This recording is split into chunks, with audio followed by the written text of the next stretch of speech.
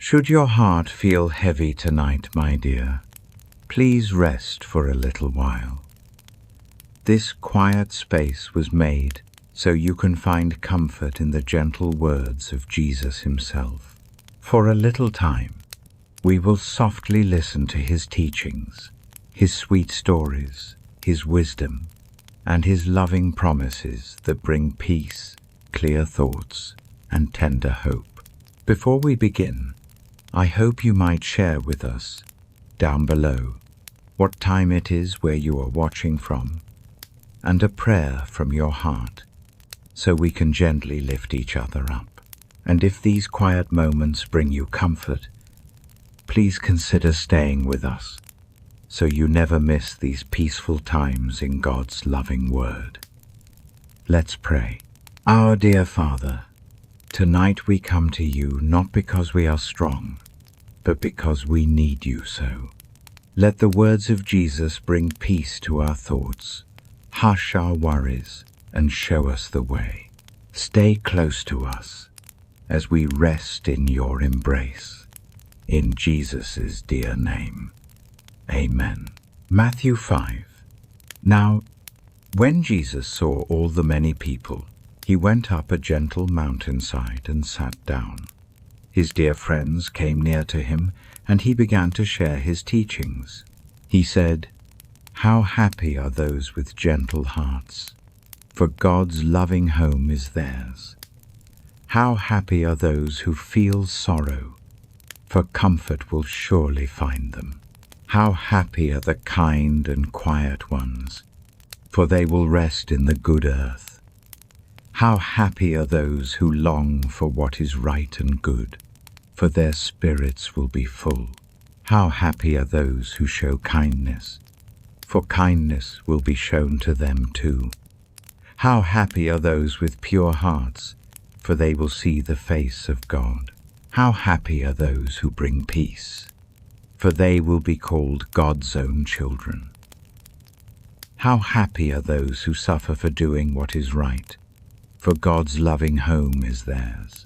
How happy you are when unkind words are said, when you are treated unfairly, or when untrue things are spoken against you because of me. Let your heart be light and be glad, because a wonderful reward awaits you in heaven. For in the same sweet way they treated the good messengers who came before you. You are like the gentle salt of the earth. But if salt loses its taste, how can it ever be salty again? It's not good for anything then, just to be gently scattered away and walked upon. You are like a warm, soft light for the world. A town on a gentle hill cannot be hidden. No one lights a little lamp just to hide it under a basket. Instead, they place it high, so its soft glow reaches everyone in the home. In this same sweet way, let your own light shine for all to see, so they may notice your kind ways and give thanks to your loving Father in heaven. Do not imagine that I have come to sweep away the old teachings or the words of the prophets. Oh no, I have not come to take them away, but to make them full and whole. For truly, I whisper to you, until the sky and the earth gently fade away. Not even the tiniest mark, not the lightest touch of a pen will vanish from the law until all is brought to be. So anyone who gently sets aside even the smallest of these good rules and teaches others to do the same will be seen as least in God's gentle kingdom. But whoever lives by these rules and softly shares them with others will be called great in God's loving home. For I tell you, unless your goodness shines brighter than that of the Pharisees and the wise teachers, you will not find your way into God's beautiful kingdom. You have heard the old words spoken long ago, "You must not take a life, and those who do will face a judging eye." But I tell you, Even if anger settles in your heart against a dear brother or sister, you too will be open to judgment. And if you call a brother or sister a harsh name, you will answer for it. If you say, "You foolish one," you will be in danger of a place of deep sorrow and trouble. So, if you bring your special gift to the altar, and a soft whisper tells you that your dear brother or sister holds something against you, leave your gift right there. First, go and make peace in your heart with them, and then, with a peaceful spirit, come and offer your gift. Make gentle peace quickly with anyone who is upset with you and might take you to court. Do it while you walk along the path together, or else you might be given to the judge, and the judge to the officer, and you could find yourself in a lonely place. Truly, I tell you, you will not leave until every tiny bit is paid. You have heard the old words, "Do not be untrue to your marriage vows." But I tell you, if anyone looks at another with longing in their heart, they have already been untrue in their thoughts. If your right eye tempts you to stray, it is better to close it to that path and gently turn away. It is better to let go of a part of what feels dear than to have your whole self lead to a place of deep sorrow. And if your right hand leads you astray, it is better to hold it back and let that path go. It is better to lose a part of what seems to bring you comfort than for your whole self to journey towards deep trouble. It has been said that if a man wishes to part from his wife, he should give her a paper of parting. But I tell you, anyone who gently puts away his wife, unless it is for unfaithfulness, causes her to know sorrow as if she were untrue. And anyone who takes a parted woman as his wife also becomes untrue. You have heard the old words, spoken long ago, "Do not break your promises, but keep the vows you make before the Lord." But I tell you, do not make solemn promises at all, my dears, not by the sky, for it is God's gentle seat, nor by the earth, for it is his soft resting place, not by Jerusalem, for it is the city of the great King. And do not promise by your own head, for you cannot make a single hair white or dark. Just let your sweet words be a simple yes or no. Anything more than this comes from a place of unkindness. You have heard the old words, "An eye for an eye, a tooth for a tooth." But I tell you, do not resist unkindness with more unkindness. If someone gives you a gentle slap on one cheek, softly offer the other also. And if someone wishes to take your simple shirt, give your warm coat as well. If someone gently asks you to walk a mile, walk with them 2 miles. Give softly to the one who asks, and do not turn away from those who wish to borrow from you. You have heard the old words, "Love your neighbor and turn away from your enemy." But I tell you, my dears, love even those who seem to be your enemies. Whisper prayers for those who treat you unkindly, so you may truly be children of your Father in heaven. He lets his sun shine on everyone, good and not so good, and sends gentle rain on all alike. If you only love those who love you, what special kindness is that? Even the tax collectors do as much. And if you greet only your own dear friends, what more are you doing than others? Even those who don't know God do that. So, be wholehearted in your love, just as your Father in heaven is wholehearted. Matthew chapter 6. Be gentle, my dears, and do not show your good deeds to others, just so they will see you. If you do, there will be no special reward for you from your Father in heaven. So, when you give to those who have need, Do not call out with trumpets, as those who pretend do in the meeting places and on the streets, just to be praised by others. Truly, I tell you, they have already received their full reward. But when you give to those in need, let not your left hand know what your right hand is doing, so that your giving may be a sweet secret. Then your Father, who sees what is done in secret, will give you a special reward. And when you pray, do not be like those who pretend, for they love to stand and pray in the meeting places and on the street corners, just to be seen by others. Truly, I tell you, they have already received their full reward. But when you pray, go into your own quiet room, close the door softly, and pray to your Father who is unseen. Then your Father, who sees what is done in secret, will give you a special reward. And when you pray, do not babble on and on like those who don't know God, for they think their many words will make them heard. Do not be like them, for your Father knows what you need before you even ask Him.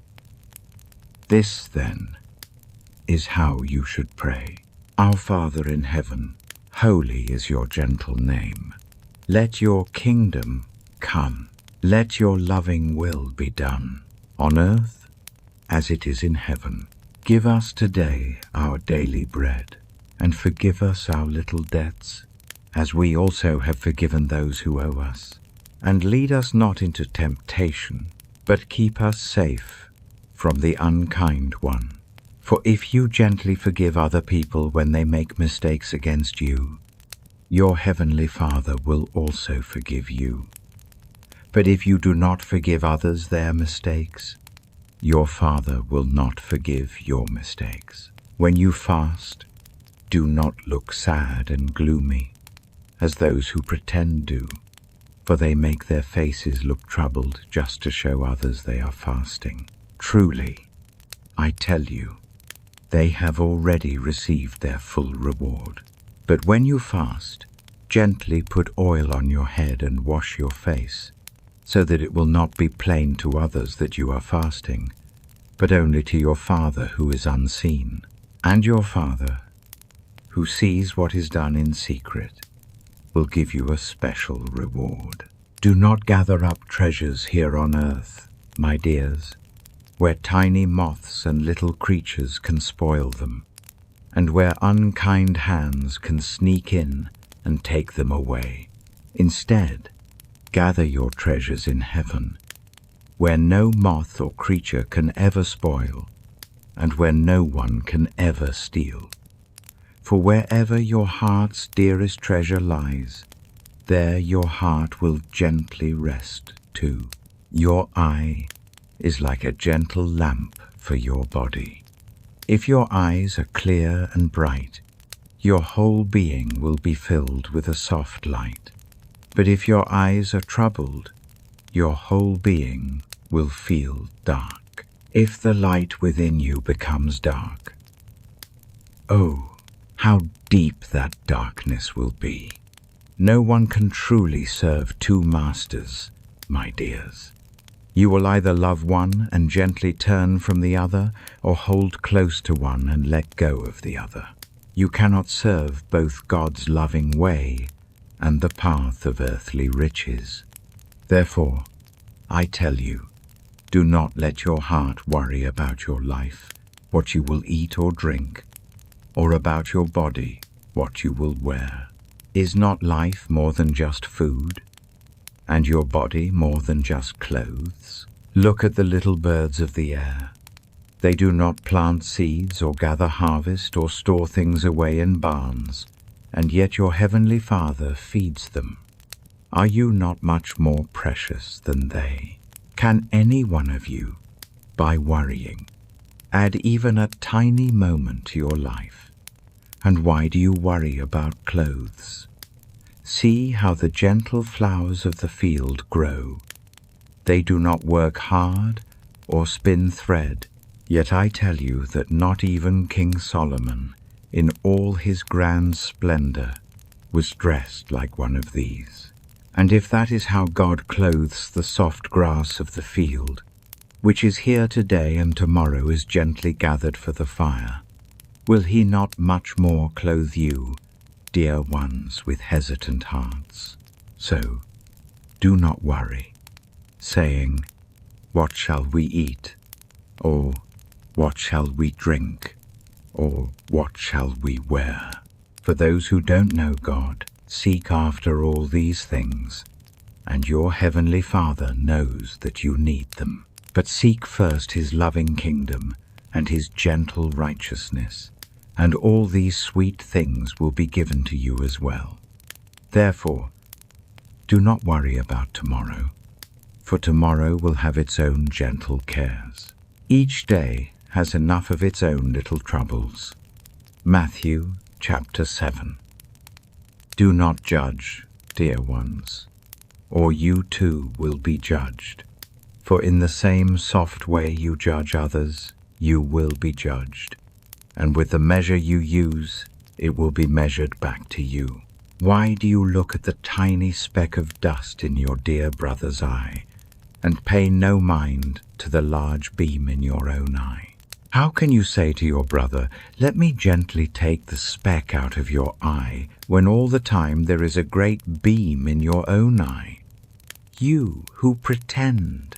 First, gently take the beam out of your own eye, and then you will see clearly to help remove the speck from your brother's eye. Do not give what is precious to the little dogs. Do not throw your pearls to the pigs. If you do, they may trample them under their feet, and then turn and tear you with unkindness. Ask, and it will be given to you. Seek, and you will find.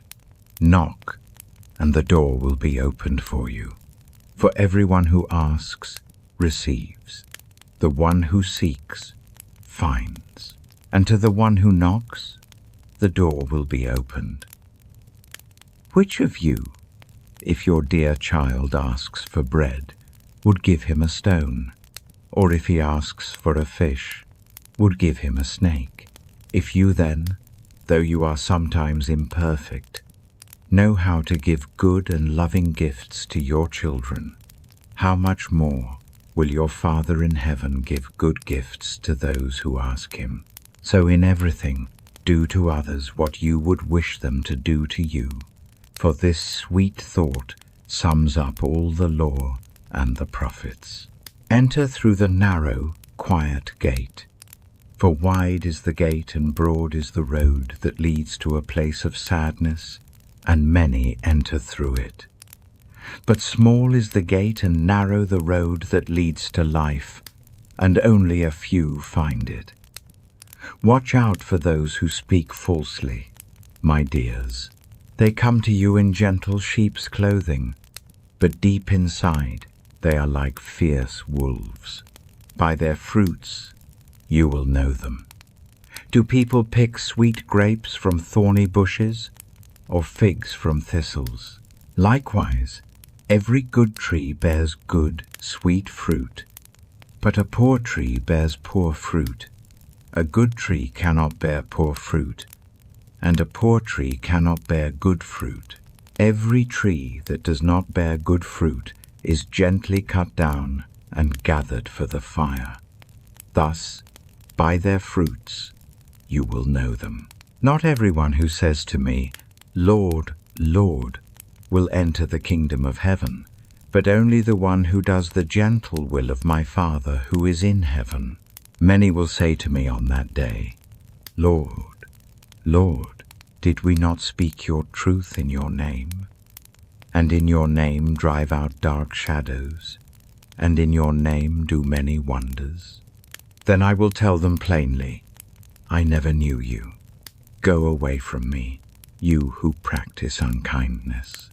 Therefore, everyone who hears these words of mine and puts them into practice is like a wise builder who built his house on the firm rock.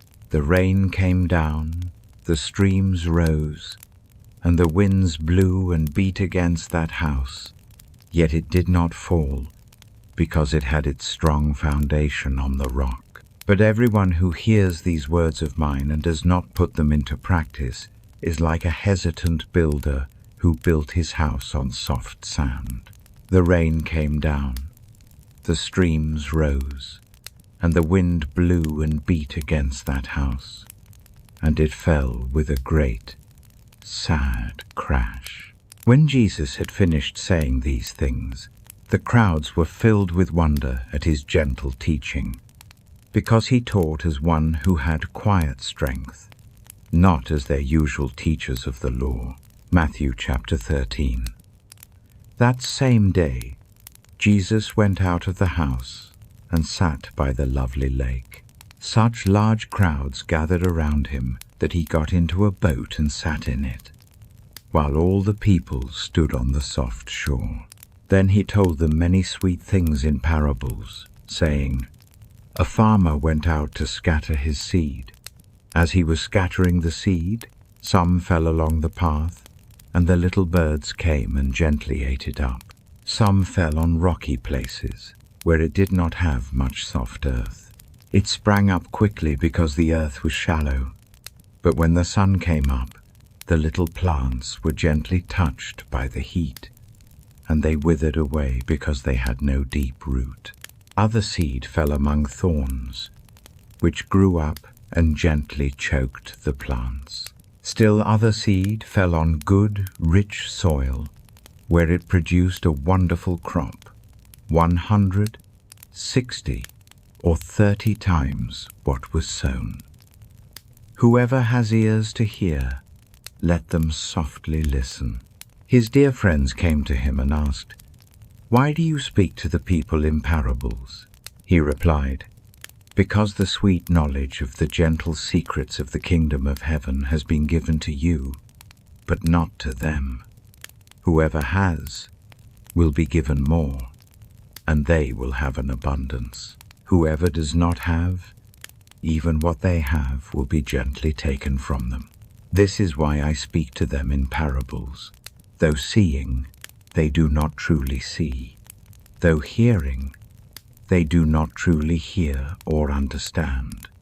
In them is gently fulfilled the prophecy of Isaiah. You will be ever hearing, but never understanding. You will be ever seeing, but never perceiving. For this people's heart has become dull. They hardly hear with their ears, and they have closed their eyes. Otherwise, they might see with their eyes, hear with their ears, understand with their hearts, and turn, and I would gently heal them. But how happy are your eyes because they see, and your ears because they hear. For truly, I tell you, many prophets and good people longed to see what you see, but did not see it, and to hear what you hear, but did not hear it. Listen then to what the parable of the sower means. When anyone hears the message about the kingdom and does not truly understand it, the unkind one comes and gently snatches away what was sown in their heart. This is the seed sown along the path. The seed falling on rocky ground refers to someone who hears the word and at once receives it with joy. But since they have no deep root, they last only a short time. When trouble or unkindness comes because of the word, they quickly fall away. The seed falling among the thorns refers to someone who hears the word. But the worries of this life and the false glitter of riches gently choke the word, making it unfruitful. But the seed falling on good soil refers to someone who hears the word and truly understands it. This is the one who produces a crop, yielding 100, 60, or 30 times what was sown. Jesus told them another parable. The kingdom of heaven is like a kind man who scattered good seed in his field. But while everyone was sleeping, His enemy came and sowed weeds among the wheat and went away. When the wheat sprouted and formed ears, then the weeds also appeared. The owner's servants came to him and said, "Sir, didn't you sow good seed in your field? Where then did these weeds come from?" "An enemy did this," he replied. The servants asked him, "Do you want us to go and gently pull them up?" "No," he answered, "because while you're pulling up the weeds, you may uproot the good wheat with them. Let both grow together until the harvest. At that time I will tell the harvesters, 'First collect the weeds and tie them in bundles to be gathered for the fire. Then gather the wheat and bring it into my gentle barn.'" He told them another parable. "The kingdom of heaven is like a tiny mustard seed, which a man took and gently planted in his field. Though it is the smallest of all seeds, yet when it grows, it is the largest of garden plants and becomes a tree, so that the little birds come and perch in its branches." He told them still another parable. "The kingdom of heaven is like yeast that a woman took and mixed into about 30 kilograms of flour until it worked all through the gentle dough." Jesus spoke all these sweet things to the crowd in parables. He did not say anything to them without using a parable.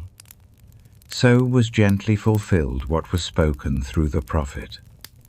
"I will open my mouth in parables. I will utter things hidden since the sweet creation of the world." Then he left the crowd and went into the house. His dear friends came to him and said, "Explain to us the parable of the weeds in the field." He answered, "The one who sowed the good seed is the Son of Man. The field is the world, and the good seed stands for the gentle people of the kingdom. The weeds are the people of the unkind one, and the enemy who sows them is the shadow of ill will. The harvest is the end of time, and the harvesters are angels. As the weeds are gently pulled up and gathered for the fire, so it will be at the end of time. The Son of Man will send out his angels, and they will gently weed out of his kingdom everything that causes mistakes and all who do unkindness. They will throw them into a place of deep sorrow, where there will be weeping and gnashing of teeth. Then the righteous will shine like the sun in the kingdom of their Father. Whoever has ears to hear, let them softly listen. The kingdom of heaven is like a treasure hidden in a field. When a man found it, he hid it again, and then in his joy went and sold all he had and bought that field. Again, the kingdom of heaven is like a merchant looking for fine pearls. When he found one of great value, he went away and sold everything he had and bought it. Again, the kingdom of heaven is like a net that was gently let down into the lake and caught all kinds of fish. When it was full, the fishermen pulled it up on the shore. Then they sat down and collected the good fish in baskets, but gently put the poor ones away. This is how it will be at the end of time. The angels will come and separate the unkind from the righteous, and throw them into a place of deep sorrow, where there will be weeping and gnashing of teeth. Have you understood all these things? Jesus asked. Yes, they replied.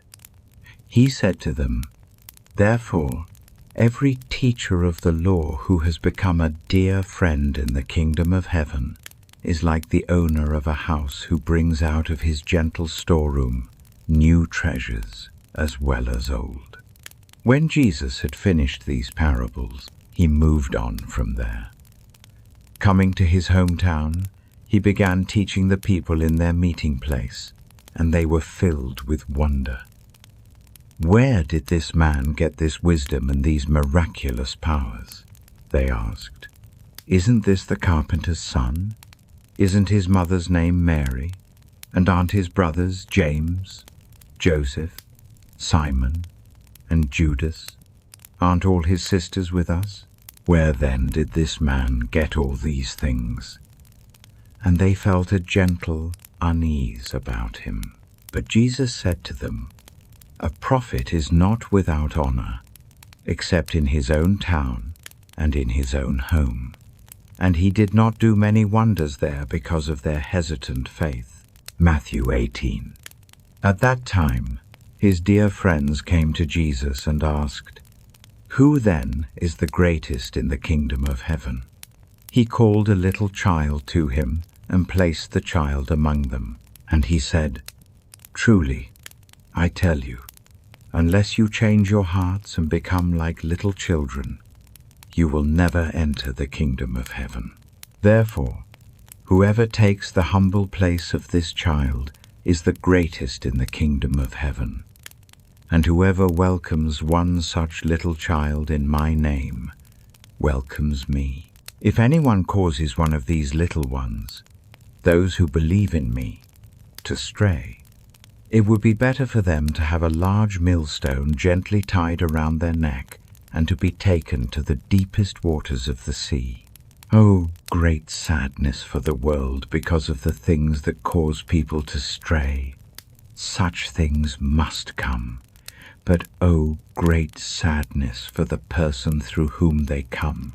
If your hand or your foot causes you to stray, it is better to gently remove it and turn away from that path. It is better for you to enter life with less than to have 2 hands or 2 feet and be taken to a place of unending sorrow. And if your eye causes you to stray, it is better to gently close it to that path and turn away. It is better for you to enter life with 1 clear eye than to have 2 eyes and be taken to a place of deep sorrow. See that you do not look down upon one of these little ones, for I tell you that their angels in heaven always see the loving face of my Father in heaven. What do you think? If a man owns 100 sheep, and one of them wanders away, will he not leave the 99 on the gentle hills and go to look for the one that wandered off? And if he finds it, truly I tell you, he is happier about that one little sheep than about the 99 that did not wander off. In the same sweet way, your Father in heaven is not willing that any of these little ones should be lost. If your dear brother or sister makes a mistake, go and gently point out their fault just between the 2 of you. If they listen to you, you have gently won them over. But if they will not listen, take 1 or 2 others along, so that every matter may be settled by the gentle words of 2 or 3 witnesses. If they still refuse to listen, tell it to the church. And if they refuse to listen even to the church, treat them as you would a stranger or a tax collector. Truly, I tell you, whatever you gently bind on earth will be bound in heaven, and whatever you gently loose on earth will be loosed in heaven. Again, truly I tell you, that if 2 of you on earth agree about anything they ask for, it will be done for them by my Father in heaven. For where 2 or 3 gather in my name, there I am gently with them. Then Peter came to Jesus and asked, "Lord, how many times shall I forgive my brother or sister who makes mistakes against me? Up to 7 times?" Jesus answered, "I tell you, not 7 times, but many, many times. Therefore, the kingdom of heaven is like a king who wished to settle accounts with his dear servants. As he began the settlement, a man who owed him a very great sum was brought to him. Since he was not able to pay, the master gently asked that he and his wife and his children and all that he had be gathered to repay the debt. At this, the servant fell on his knees before him. "Be patient with me," he begged, "and I will pay back everything." The servant's master took pity on him, cancelled the debt, and let him go gently. But when that servant went out, he found one of his fellow servants who owed him a very small sum. He took hold of him and began to speak harshly. "Pay back what you owe me," he demanded. His fellow servant fell to his knees and begged him, "Be patient with me, and I will pay it back." But he refused. Instead, he went off and had the man put into a lonely place until he could pay the debt. When the other servants saw what had happened, they were saddened and went and told their master everything that had happened. Then the master called the servant in. "You unkind servant," he said, "I cancelled all that great debt of yours because you begged me to. Shouldn't you have had mercy on your fellow servant, just as I had on you?" In anger, his master handed him over to the keepers to be disciplined until he should pay back all he owed. This is how my heavenly Father will treat each of you, unless you forgive your brother or sister from your gentle heart. Matthew chapter 22. Jesus spoke to them again in parables, saying, "The kingdom of heaven is like a king who prepared a wedding feast for his son. He sent his servants to those who had been invited to the feast to tell them to come, but they gently refused to come. Then he sent some more servants and said, 'Tell those who have been invited that I've prepared my dinner. My oxen and fattened cattle have been brought in, and everything is ready. Come to the wedding feast.' But they paid no attention and went off, one to his field, another to his business. The rest took hold of his servants, treated them unkindly, and took their lives. The king was saddened and sent his army and scattered those unkind people and gently gathered their city. Then he said to his servants, 'The wedding feast is ready, but those I invited did not deserve to come. So go to the street corners and invite to the feast anyone you find.'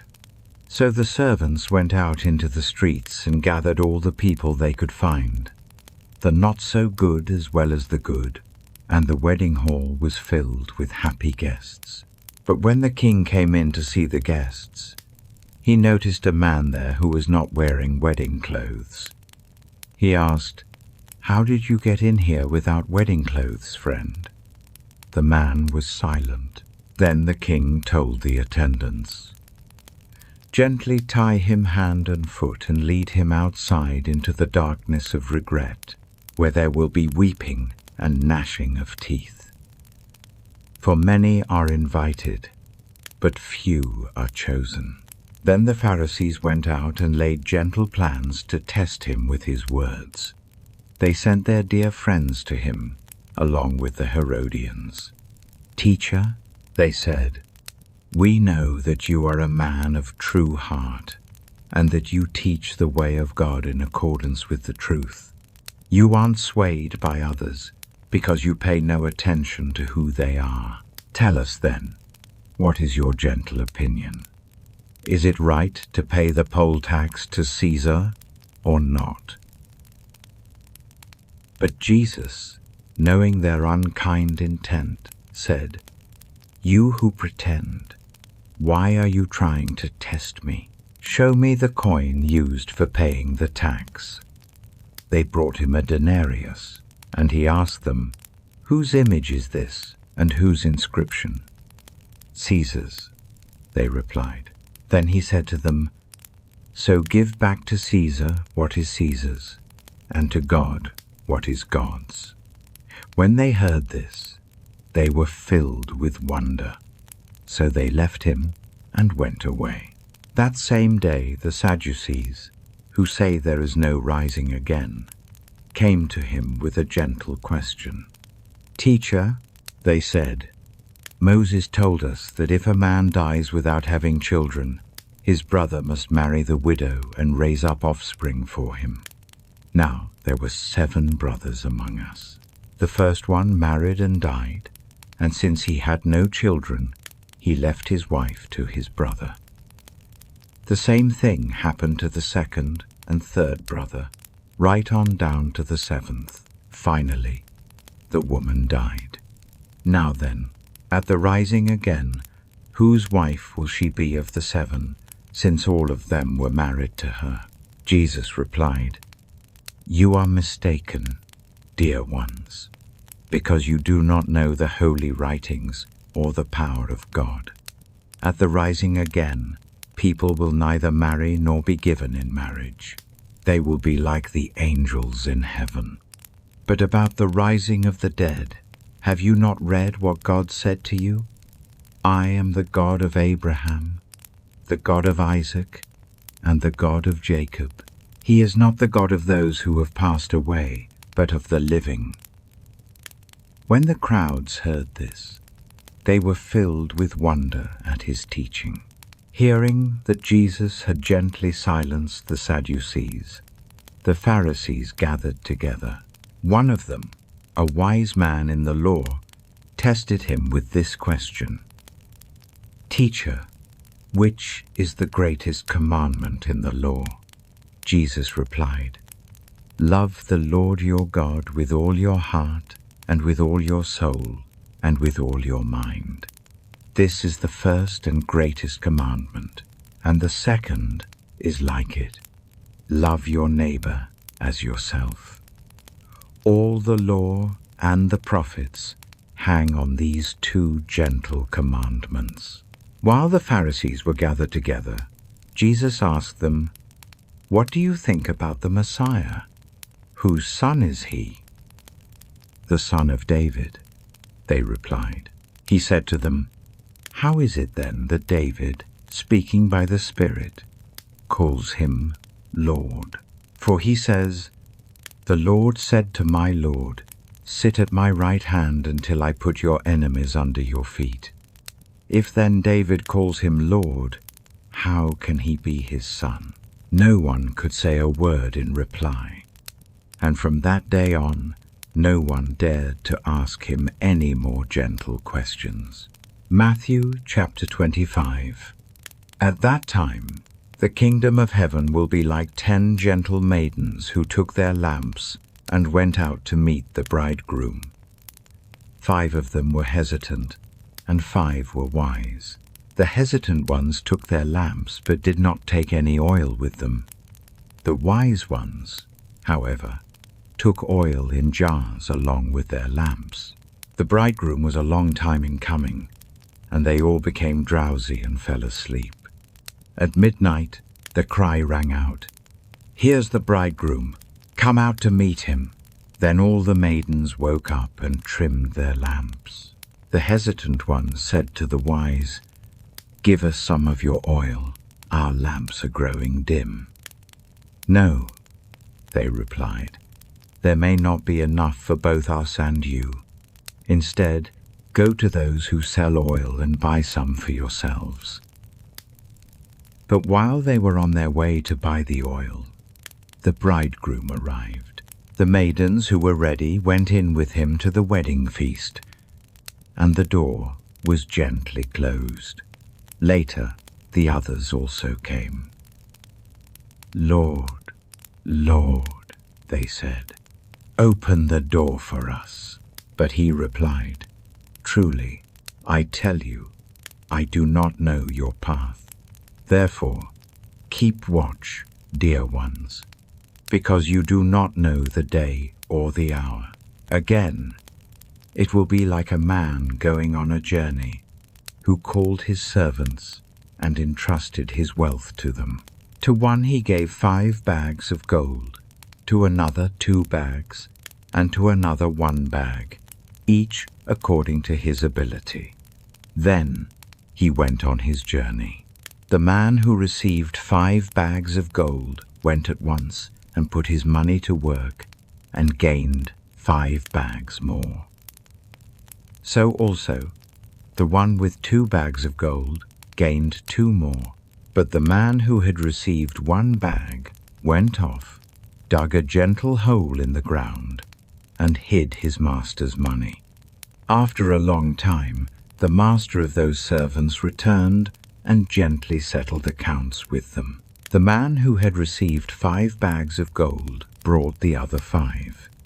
"Master," he said, "you entrusted me with 5 bags of gold.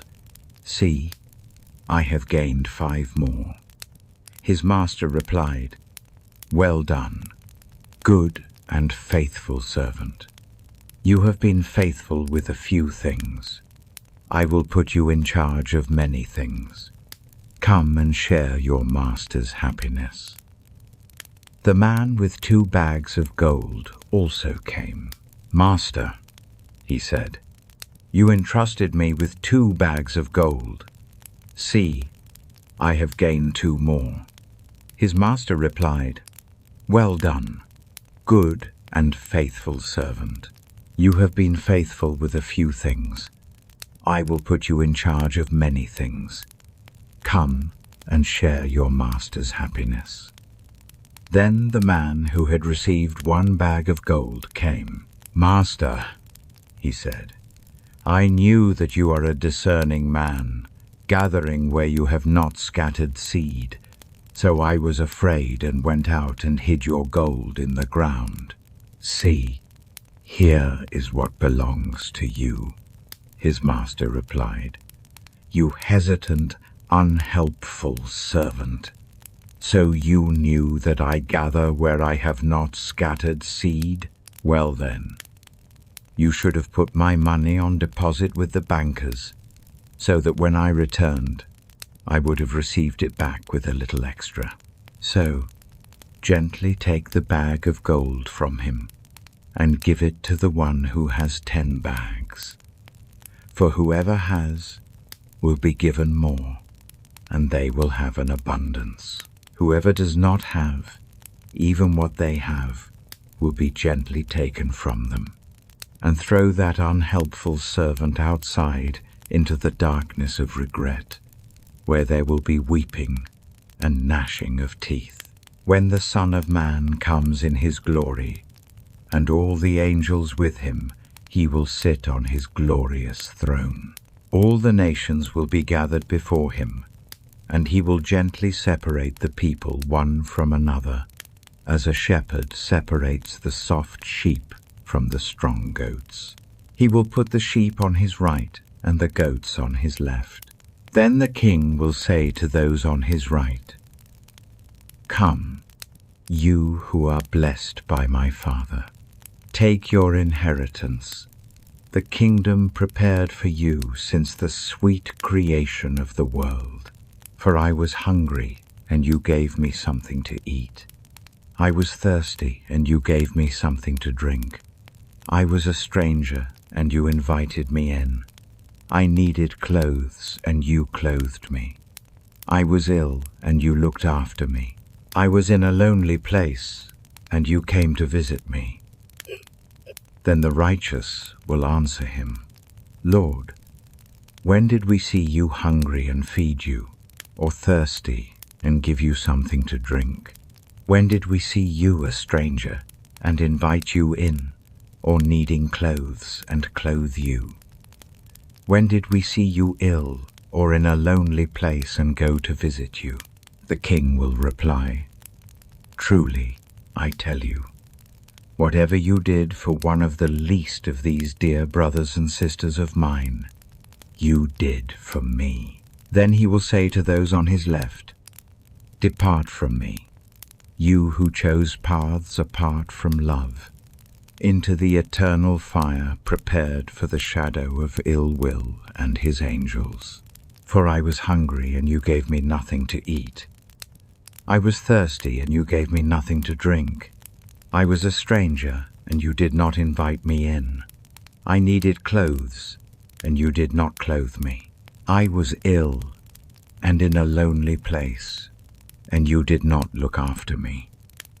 They also will answer, "Lord, When did we see you hungry or thirsty or a stranger or needing clothes or ill or in a lonely place and did not help you? He will reply, truly, I tell you, whatever you did not do for one of the least of these, you did not do for me.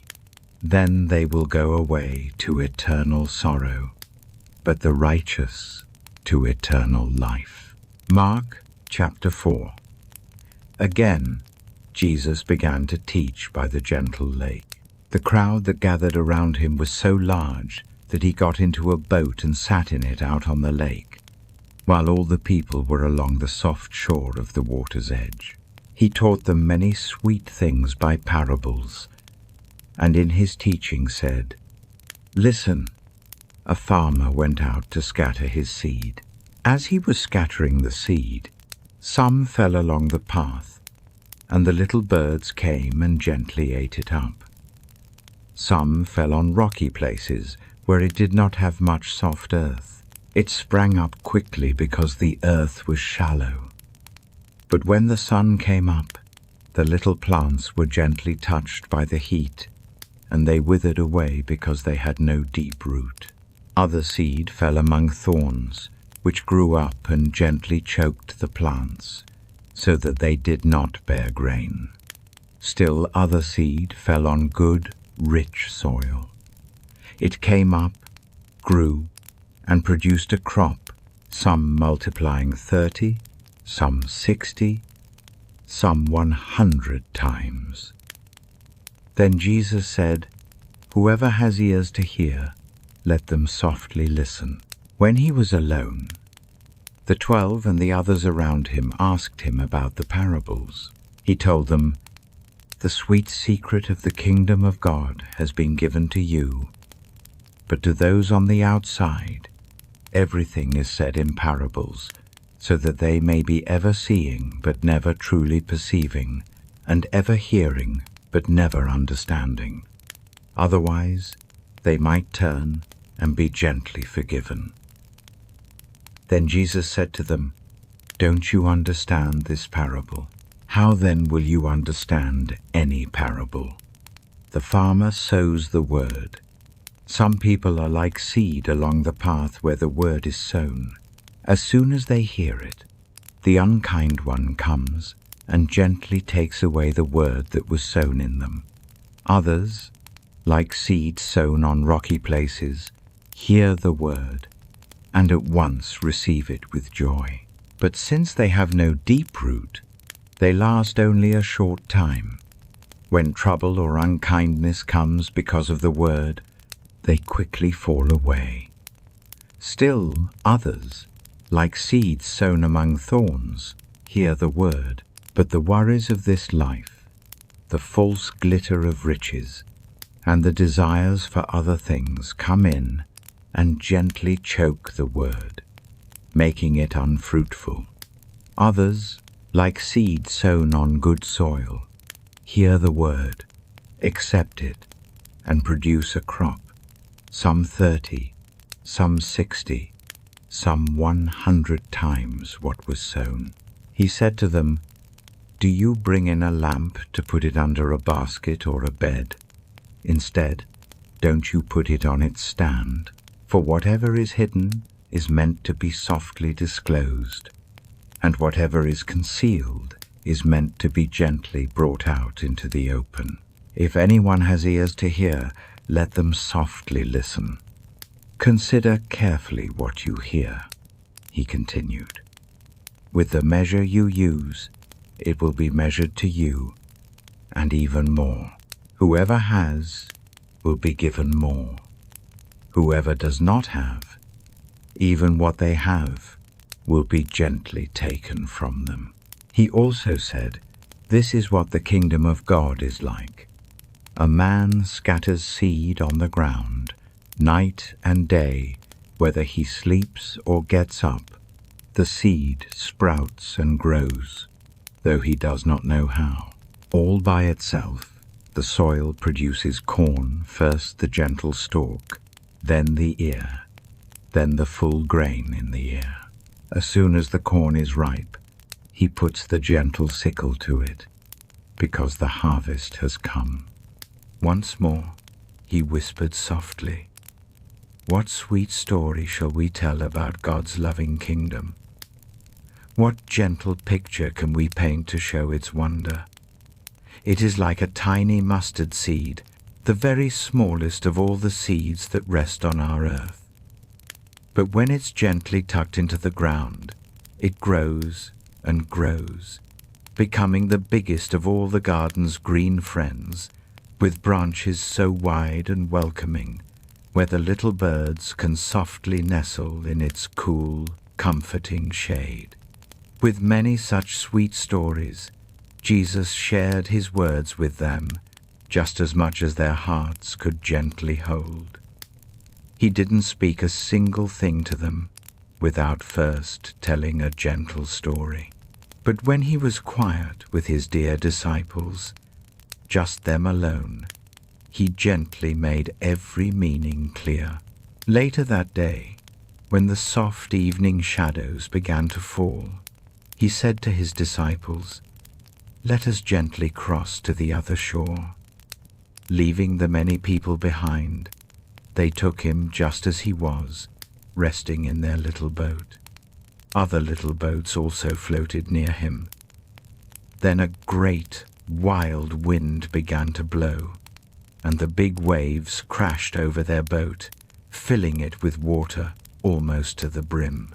Jesus was in the back of the boat, sleeping so peacefully on a soft pillow. His friends gently woke him, saying, "Teacher, dear teacher, don't you care that we might be lost in the waves?" He gently rose, spoke a calm word to the wild wind, and whispered to the waves, "Hush now, be still." And just like that, the wind grew quiet, and all was perfectly calm and peaceful. He then softly asked his friends, "Why were your hearts so full of fear? Do you still not have gentle trust?" Their hearts were filled with a quiet wonder, and they softly asked each other, "Who can this be?" Even the strong wind and the big waves listened to his gentle voice. Truly, I promise you, some who stand here will not close their eyes forever until they see God's loving kingdom come with great strength. After 6 gentle days, Jesus took Peter, James, and John close to him, leading them up a tall, quiet mountain where they were all alone, just the 3 of them. There, a wondrous change came over him before their eyes. His clothes shone so bright and soft, whiter than any cloth on earth could ever be made. And then, dear Elijah and Moses came into sight, talking softly with Jesus. Peter whispered to Jesus, "Dear teacher, it is so good for us to be here. Let us make 3 cozy little shelters, one for you, one for Moses, and one for Elijah." He truly didn't know what to say, for their hearts were filled with such a gentle awe. Then a soft cloud came and covered them gently, and a kind voice spoke from within the cloud, "This is my beloved Son, whom I cherish. Please listen closely to him." Suddenly, when they looked all around, they saw no one with them anymore, only Jesus standing peacefully. As they slowly came down the mountain, Jesus gently told them not to tell anyone what they had seen, not until the Son of Man had softly risen from his sleep of death. They kept this secret in their hearts, quietly wondering what it meant to rise from the dead. And they asked him, "Why do the wise teachers tell us that dear Elijah must come first?" Jesus softly answered, "It is true. Dear Elijah does come first and makes all things gentle and new again. So why does the Holy Writing say that the Son of Man must bear much sadness and be set aside? But I tell you, Elijah has already come, and they have done to him all they wished, just as the holy words told us. When they came to their other friends, the disciples, they saw many people gathered around, and some wise teachers speaking loudly with them. As soon as all the kind people saw Jesus, their hearts were filled with happy wonder, and they gently ran to greet him. "What gentle thoughts are you sharing with them?" he softly asked. A father in the crowd gently answered, "Dear teacher, I brought my son to you. A sad spirit has taken away his gentle voice. Whenever it takes hold of him, it throws him down to the ground. He makes sounds, and his body becomes stiff. I asked your friends, the disciples, to help the spirit go away, but they could not." "Oh, you who find it hard to believe," Jesus softly said, "how much longer must I stay with you? How much longer must I patiently bear with you? Please, bring the dear boy to me." So they gently brought him. When the spirit saw Jesus, it immediately made the boy shake and fall to the ground, rolling around, making sounds from his mouth. Jesus softly asked the boy's father, "How long has he been like this, my dear friend?" "Since he was a little child," the father sadly answered. "It has often tried to throw him into fire or water, to do him harm. But please, if you can do anything at all, have pity on us and gently help us." "If you can," Jesus gently repeated. "Oh, dear heart, everything is possible for one who truly believes." Right away, the boy's father cried out from his heart, "I do believe, dear Lord. Please help my heart to believe even more." When Jesus saw many people softly coming closer, he spoke a calm word to the troubled spirit. "You deaf and silent spirit," he gently said, "I tell you, come out of him and never, ever enter him again." The spirit gave a loud cry, shook him with great strength, and then came out. The dear boy looked so still, like he was sleeping deeply, that many whispered, "He is gone." But Jesus gently took his hand and softly helped him to stand up, and he stood so strong. After Jesus had gone inside to a quiet place, his friends softly asked him, "Why couldn't we help the spirit go away?" He gently answered, "This kind of trouble can only leave with quiet prayer." They then left that place and walked gently through Galilee. Jesus wished that no one would know where they were, for he was teaching his dear disciples. He told them, "The Son of Man will be given over to the hands of people who will do him harm and take his life. But after 3 gentle days, he will softly rise again." Yet they truly did not understand what he meant, and their hearts were a little afraid to ask him more about it. They came to Capernaum. When he was in the quiet house, he softly asked them, "What gentle thoughts were you sharing on the path?" But they stayed very quiet, for on their way they had been wondering among themselves who among them was the most special. Sitting down, Jesus gently called his 12 friends close and said, "Anyone who wishes to be held highest must be the last of all and a kind helper to everyone." He took a sweet little child and placed him among them.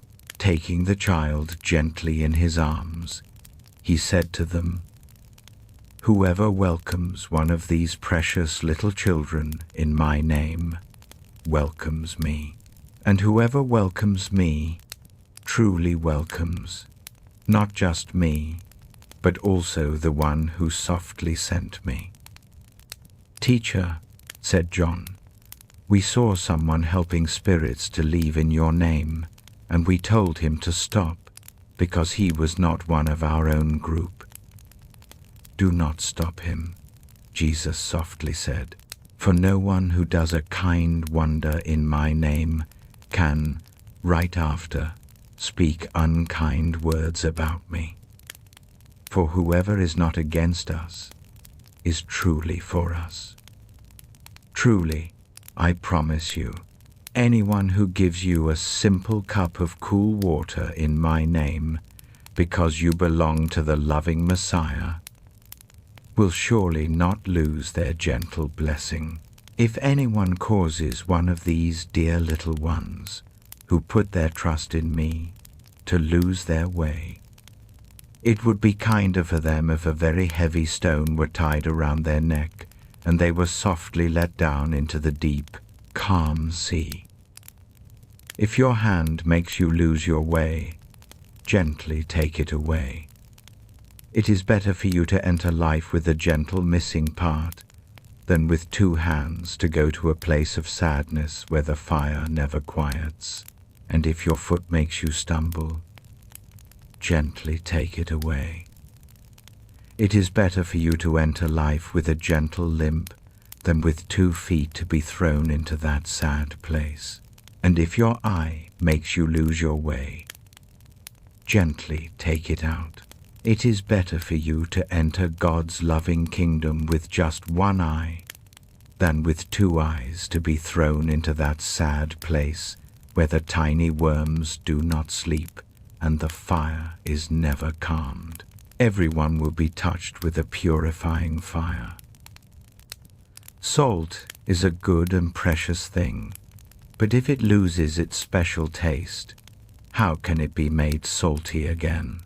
So, have this good salt within your hearts, and let sweet peace gently fill your days with one another. Jesus then left that quiet place and walked into the gentle land of Judea and across the peaceful Jordan River. Again, many sweet people came to him, and as was his way, he taught them with loving kindness.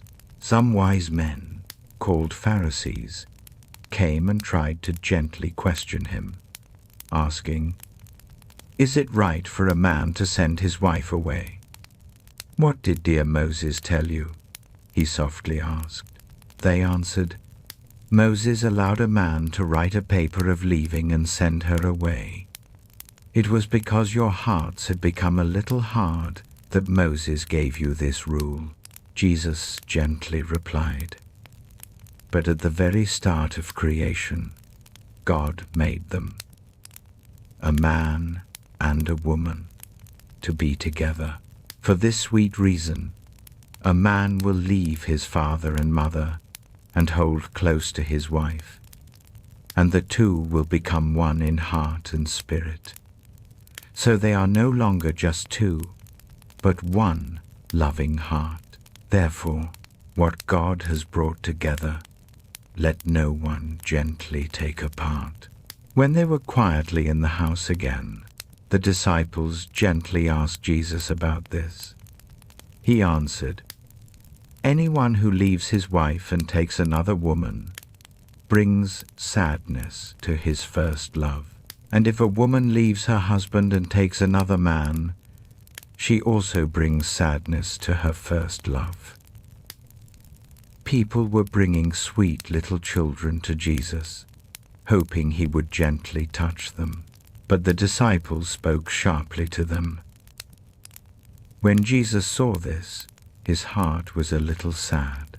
He said to them, "Let the precious little children come to me, and please do not keep them away, for God's loving kingdom belongs to sweet ones like these.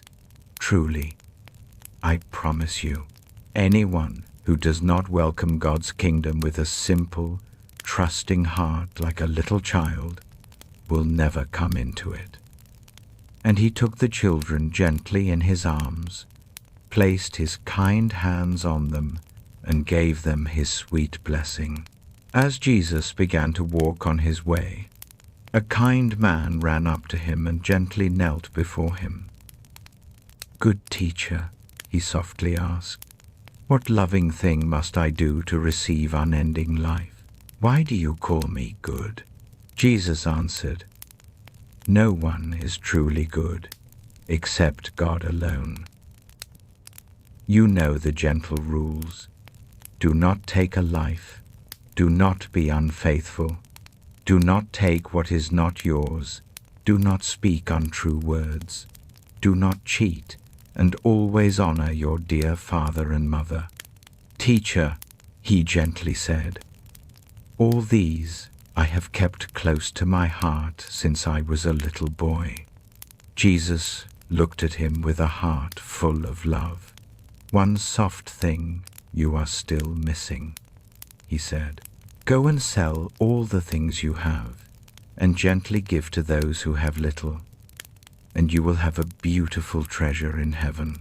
Then come and walk close to me." At these words, the man's face grew a little sad, and he walked away with a heavy heart, for he had many, many things. Jesus looked all around him and said to his dear disciples, "How difficult it is for those with many things to enter God's loving kingdom." The disciples were filled with wonder at his words, but Jesus said again, "My dear children, how truly hard it is to enter God's loving kingdom. It is easier for a big camel to pass through the tiny eye of a needle than for someone who is very rich to come into God's gentle kingdom." The disciples were even more full of wonder and softly asked each other, "Then who can ever be gently saved?" Jesus looked at them with kind eyes and said, "With people this may seem too hard, but not with God. Oh no, with our loving God, all things are softly possible." Then Peter softly spoke up, "We have left all our dear things to walk close beside you. Truly, I promise you," Jesus gently replied, "no one who has left their sweet home, or their dear brothers or sisters, or kind mother or father, or precious children, or gentle fields, for my sake and for the good news, will ever fail to receive 100 times as much in this very life.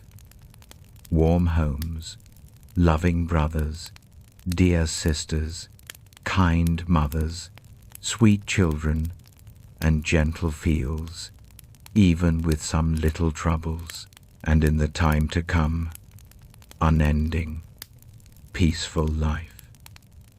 But many who are thought to be first will be last, and the last will be gently made first." They were walking on their way up to Jerusalem, with Jesus gently leading them. The disciples were filled with wonder, while those who followed felt a little fear in their hearts. Again, he took his 12 dear friends aside and softly told them what was soon to happen to him. "We are going up to Jerusalem," he said, "and the Son of Man will be given into the hands of the chief priests and the wise teachers. They will decide he must sleep the sleep of death, and they will give him to gentle strangers who will make fun of him and spit upon him and hurt him and take his life. But after 3 peaceful days, he will softly rise again." Then James and John, the sons of dear Zebedee, came to him. "Teacher," they softly said, "we want you to do for us whatever our hearts ask." "What gentle thing do you wish for me to do for you?" he softly asked. They replied, "Let one of us sit on your right side, and the other on your left, in your beautiful time of glory." "You do not truly understand what your hearts are asking for," Jesus gently said. "Can you drink the cup of sadness I must drink, or be washed in the gentle washing I am washed with?" "We can," they softly answered. Jesus said to them, "You will indeed drink the cup I drink, and be washed with the gentle washing I am washed with. But to sit on my right or my left is not for me to give. These special places belong to those for whom they have been lovingly made ready." When the other 10 dear friends heard about this, their hearts felt a little upset with James and John. Jesus gently called them all together and said, "You know that those who are seen as great leaders among the gentle nations rule over them with a strong hand, and their important people show their power over them. But it must not be so among you. Instead, whoever wishes to become truly great among you must be your loving helper, and whoever wishes to be first must be a gentle servant to all. For even the Son of Man did not come to be served, but to serve with a loving heart, and to give his own life as a kind gift for many, many souls." Then they came to Jericho. As Jesus and his dear friends, together with a large crowd, were leaving the city, a blind man, Bartimaeus, which means son of Timaeus, was sitting by the roadside, gently asking for help. When he heard that it was Jesus of Nazareth, he began to call out, "Jesus, Son of David, have mercy on me." Many spoke gently to him and told him to be quiet, but he called out all the more, "Son of David, have mercy on me." Jesus stopped and said, "Call him." So they called to the blind man, "Cheer up, on your feet, he's calling you." Throwing his cloak aside, he jumped to his feet and came to Jesus. "What do you want me to do for you?" Jesus asked him. The blind man said, "Rabbi, I want to see." "Go," said Jesus, "your faith has gently healed you." Immediately he received his sight and followed Jesus along the road. Luke 6. One Sabbath, Jesus was going through the cornfields, and his dear friends began to pick some ears of corn, rub them gently in their hands, and eat the grain. Some of the Pharisees asked, "Why are you doing what is not allowed on the Sabbath?"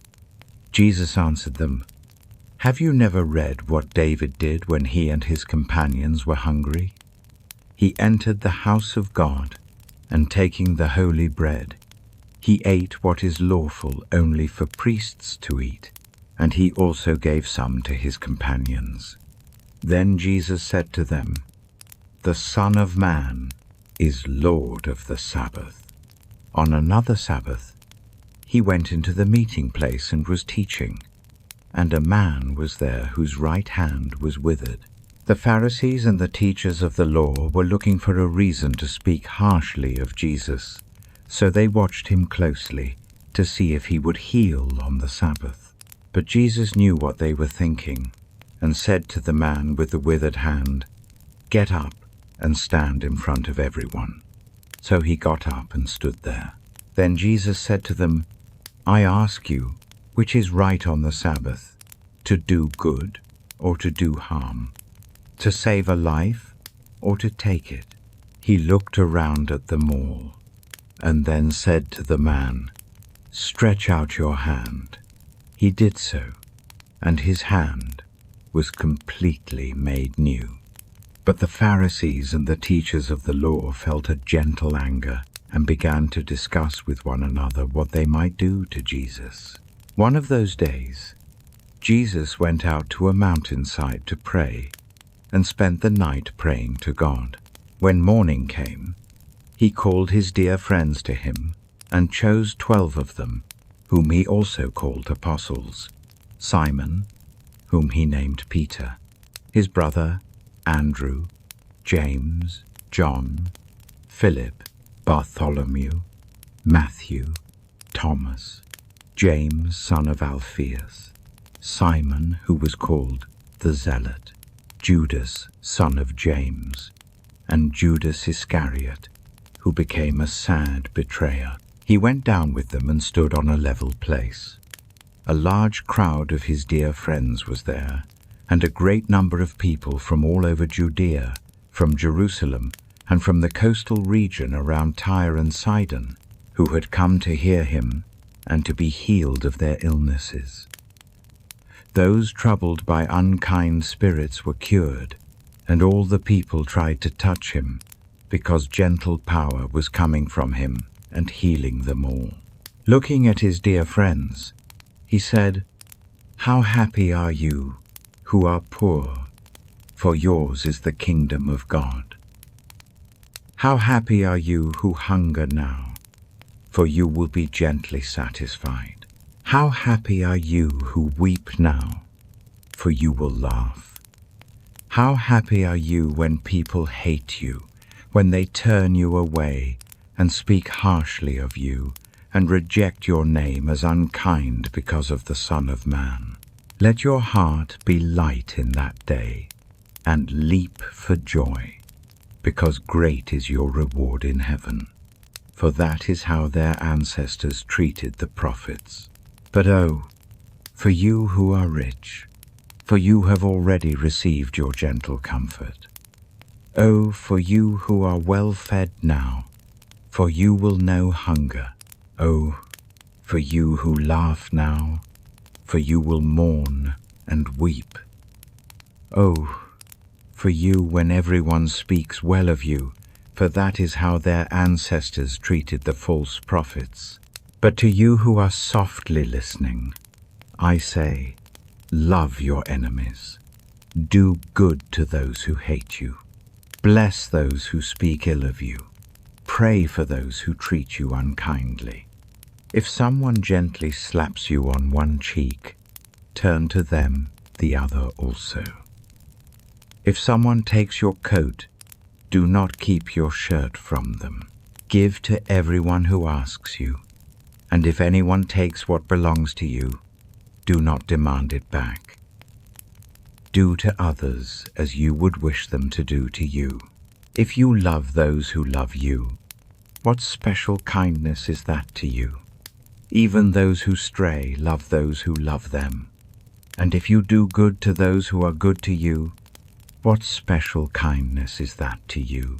Even those who stray do that. And if you lend to those from whom you expect repayment, what special kindness is that to you? Even those who stray lend to those who stray, expecting to be repaid in full. But love your enemies, do good to them, and lend to them without expecting to get anything back. Then your reward will be great, and you will be children of the Most High, because He is kind to the ungrateful and the unkind. Be merciful, just as your Father is merciful. Do not judge, and you will not be judged. Do not condemn, and you will not be condemned. Forgive, and you will be forgiven.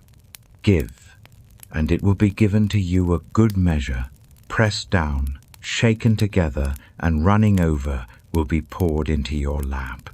For with the measure you use, it will be measured to you. He also told them this parable. Can the blind lead the blind? Will they not both gently fall into a pit? The student is not above the teacher, but everyone who is fully trained will be like their teacher. Why do you look at the tiny speck of dust in your dear brother's eye and pay no mind to the large beam in your own eye? How can you say to your brother, "Brother, let me gently take the speck out of your eye," when you yourself fail to see the large beam in your own eye? You who pretend, first, Gently take the beam out of your own eye, and then you will see clearly to remove the speck from your brother's eye. No good tree bears poor fruit, nor does a poor tree bear good fruit. Each tree is known by its own fruit. People do not pick sweet figs from thorny bushes, or grapes from briars. A good man brings good, sweet things out of the goodness stored up in his heart, and an unkind man brings unkind things out of the unkindness stored up in his heart. For the mouth speaks what the heart is full of. Why do you call me Lord, Lord, and do not do what I say? As for everyone who comes to me and hears my words and puts them into practice, I will show you what they are like. They are like a man building a house who dug down deep and laid the foundation on firm rock. When a flood came, the rushing water struck that house, but could not shake it because it was well built. But the one who hears my words and does not put them into practice is like a man who built a house on the ground without a foundation. The moment the rushing water struck that house, it gently collapsed, and its ruin was complete. Luke chapter 8. After this, Jesus walked gently from one quiet town to another, sharing the sweet story of God's loving kingdom. His 12 dear friends were with him, and also some kind women who had been made well from troubles of body and mind. Mary, called Magdalene, from whom 7 dark whispers had come out. Joanna, the gentle wife of Chusa, who cared for Herod's home. Susanna, and many other loving souls. These women were helping to hold them up with their own kind gifts. While a large crowd began to grow, and people were coming to Jesus from every quiet town, he told this gentle story. A farmer went out to sow his precious seed. As he scattered the seed, some fell along a soft path. It was trod upon, and the birds ate it up. Some fell on rocky ground, and when it came up, the little plants grew faint and tired because they had no moisture. Other seed fell among thorns, which grew up with it and hugged the plants too tightly. Still other seed fell on good, soft soil. It came up and yielded a harvest 100 times more than was sown. When he had said this, he called out, "If your heart is open to hear, let it listen." His dear friends asked him what this gentle story meant. He said, "The gentle truths of God's loving world have been given to you, but to others I speak in quiet stories, so that though seeing, they may not truly see, though hearing, they may not softly understand."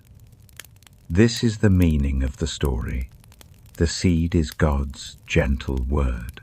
Those along the path are the hearts who hear, and then the dark whisper comes and takes away the word from their hearts, so that they may not believe and be gently saved.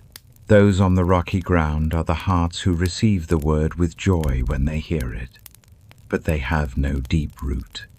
They believe for a little while, but in times of gentle testing, they lose their gentle hold. The seed that fell among thorns stands for those who hear, but as they go on their way, they are pulled away by busy thoughts, shiny things, and easy comforts, and they do not grow full. But the seed on good soil stands for those with a kind and tender heart, who hear the word, keep it close, and by staying true, bring forth a bountiful harvest. No one lights a lamp and hides it in a clay jar, or puts it under a bed. Instead, they put it on a stand, so that those who come in can see the gentle light. For there is nothing hidden that will not be softly shown, and nothing kept quiet that will not be known or brought out into the open. Therefore, consider carefully how you listen. Whoever has a gentle heart will be given more. Whoever does not have, even what they think they have will slip away from them. Now Jesus' dear mother and brothers came to see him, but they were not able to get near him because of the soft crowd. Someone told him, "Your dear mother and brothers are standing outside, wishing to see you."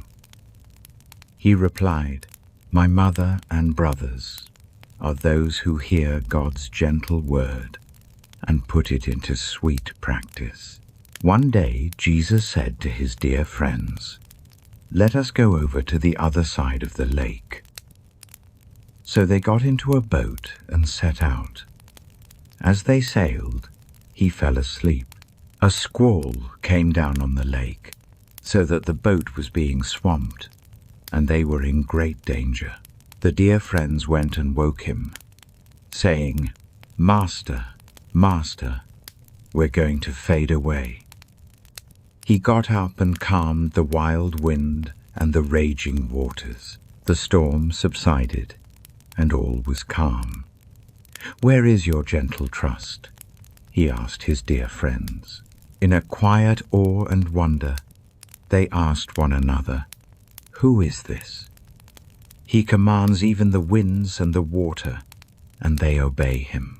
They sailed to the region of the Gerasenes, which is across the lake from Galilee. When Jesus stepped ashore, he was met by a dear man, troubled by a dark cloud from the town. For a long time this man had not worn clothes or lived in a house, but had lived in the quiet tombs. When he saw Jesus, he cried out with a desperate heart and knelt at his feet, shouting with a full voice, "What do you wish with me, Jesus, Son of the Most High God? I beg you, please do not cause me pain." For Jesus had commanded the troubling spirit to come out of the man. Many times it had held him fast, and though he was bound by chains on his hands and feet and kept under guard, he had slipped free from his chains and been pushed by the dark cloud into lonely places. Jesus asked him, "What is your name?" "Legion," he replied, because many dark whispers had gone into him. And they begged Jesus repeatedly not to order them to go into the deep, dark place. A large herd of pigs was feeding there on the hillside. The dark whispers begged Jesus to let them go into the pigs, and he gave them permission. When the dark whispers came out of the man, they went into the pigs, and the herd rushed quickly down the steep bank into the lake and faded away.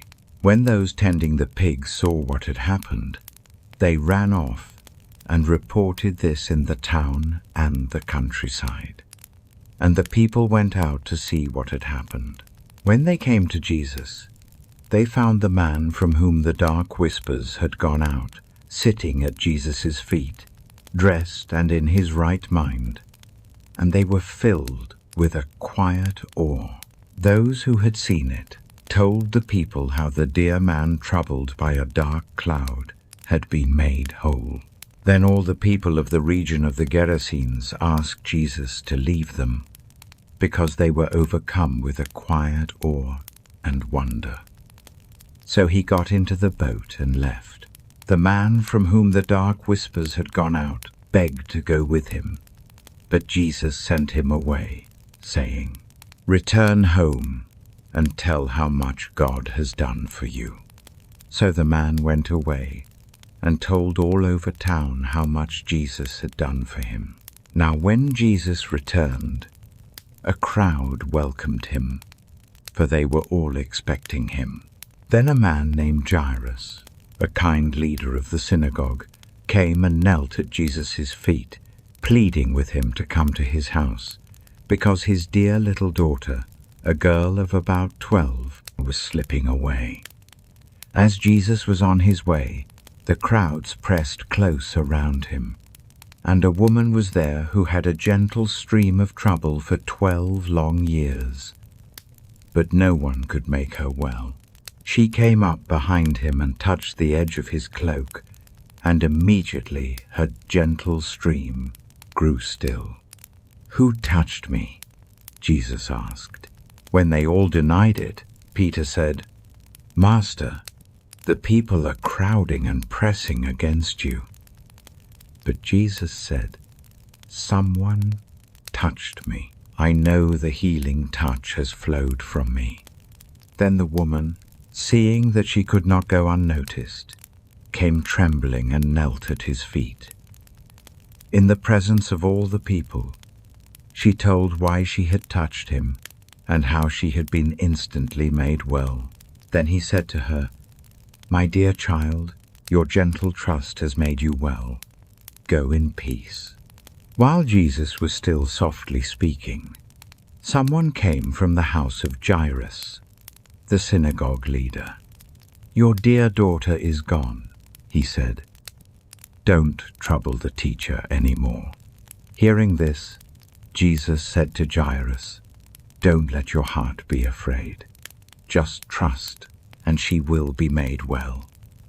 When he arrived at the house of Jairus, he did not let anyone go in with him except Peter, John, and James, and the child's mother and father.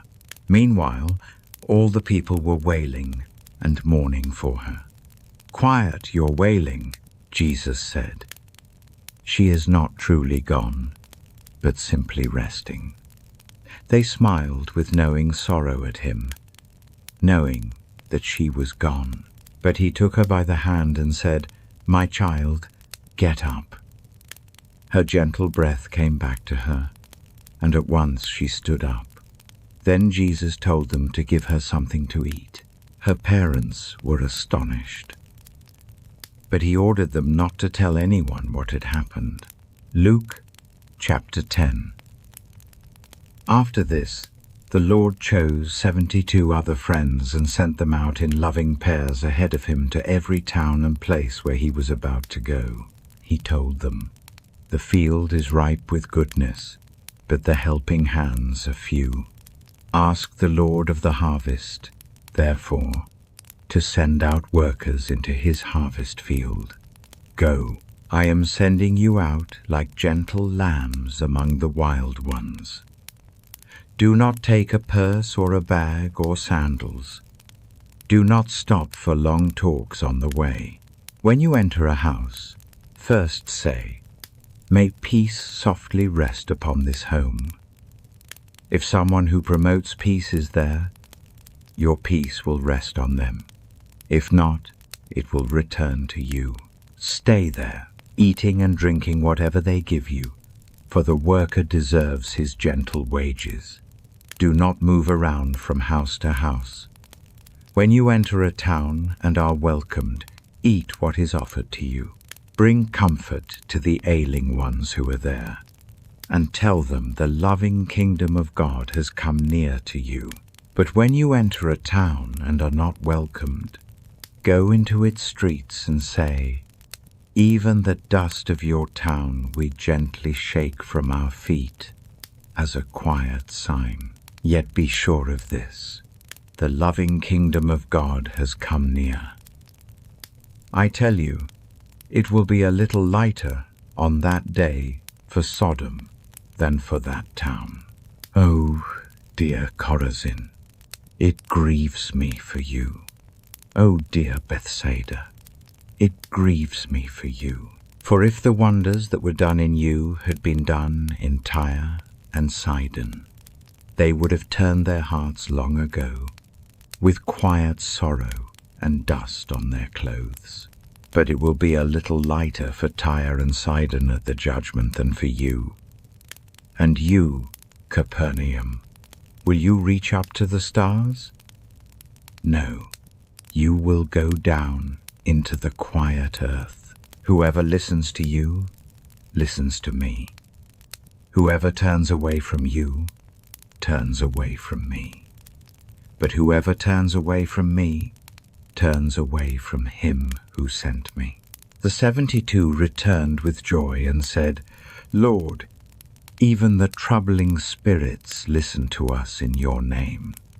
he replied. "I saw the Dark One fall like a swift star from heaven. I have given you gentle strength to step safely upon serpents and tiny stinging creatures, and to overcome every dark whisper of the enemy. No harm will come to you. However, do not find sweet joy that the spirits listen to you, but rejoice that your names are held safe in heaven." At that time, Jesus, full of joy through the Holy Spirit, said, "I praise you, Father, Lord of heaven and earth, because you have kept these gentle truths from the knowing ones and shown them instead to the little hearts. Yes, dear Father, for this is what you found sweet joy in doing. All things have been gently given to me by my Father. No one knows who the Son is except the Father, and no one knows who the Father is except the Son, and those to whom the Son chooses to softly show him." Then he turned to his dear friends and said privately, "Oh, how truly blessed are the eyes that see what you see. For I tell you that many prophets and kings wished to see what you see, but did not see it, and to hear what you hear, but did not hear it." On one occasion, an expert in the law stood up to gently ask Jesus a question. "Teacher," he asked, "what gentle things must I do to find life that lasts forever?" "What is written in the law?" he replied. "How do you softly read it?" He answered, "Love the dear Lord, your God, with all your tender heart and with all your soul, and with all your gentle strength, and with all your kind mind, and love your neighbor as yourself." "You have answered correctly," Jesus replied. "Do this, and you will live." But he wanted to feel a gentle reason for his question. So he asked Jesus, "And who is my neighbor?" In reply, Jesus said, "A man was going down from Jerusalem to Jericho when he was met by unkind hands. They took his clothes and hurt him and went away, leaving him very weak. A priest happened to be going down the same road, and when he saw the man, he walked on, keeping his distance. So too, a Levite, when he came to the place and saw him, walked on, keeping his distance. But a Samaritan, as he walked gently, came where the man was, and when he saw him, he felt a deep kindness for him. He went to him and softly wrapped his hurts with gentle oil and wine. Then he put the man on his own donkey, brought him to an inn, and watched over him with tender care. The next day he took out 2 silver coins and gave them to the innkeeper. "Look after him," he said, "and when I return, I will pay you back for any little extra you spend."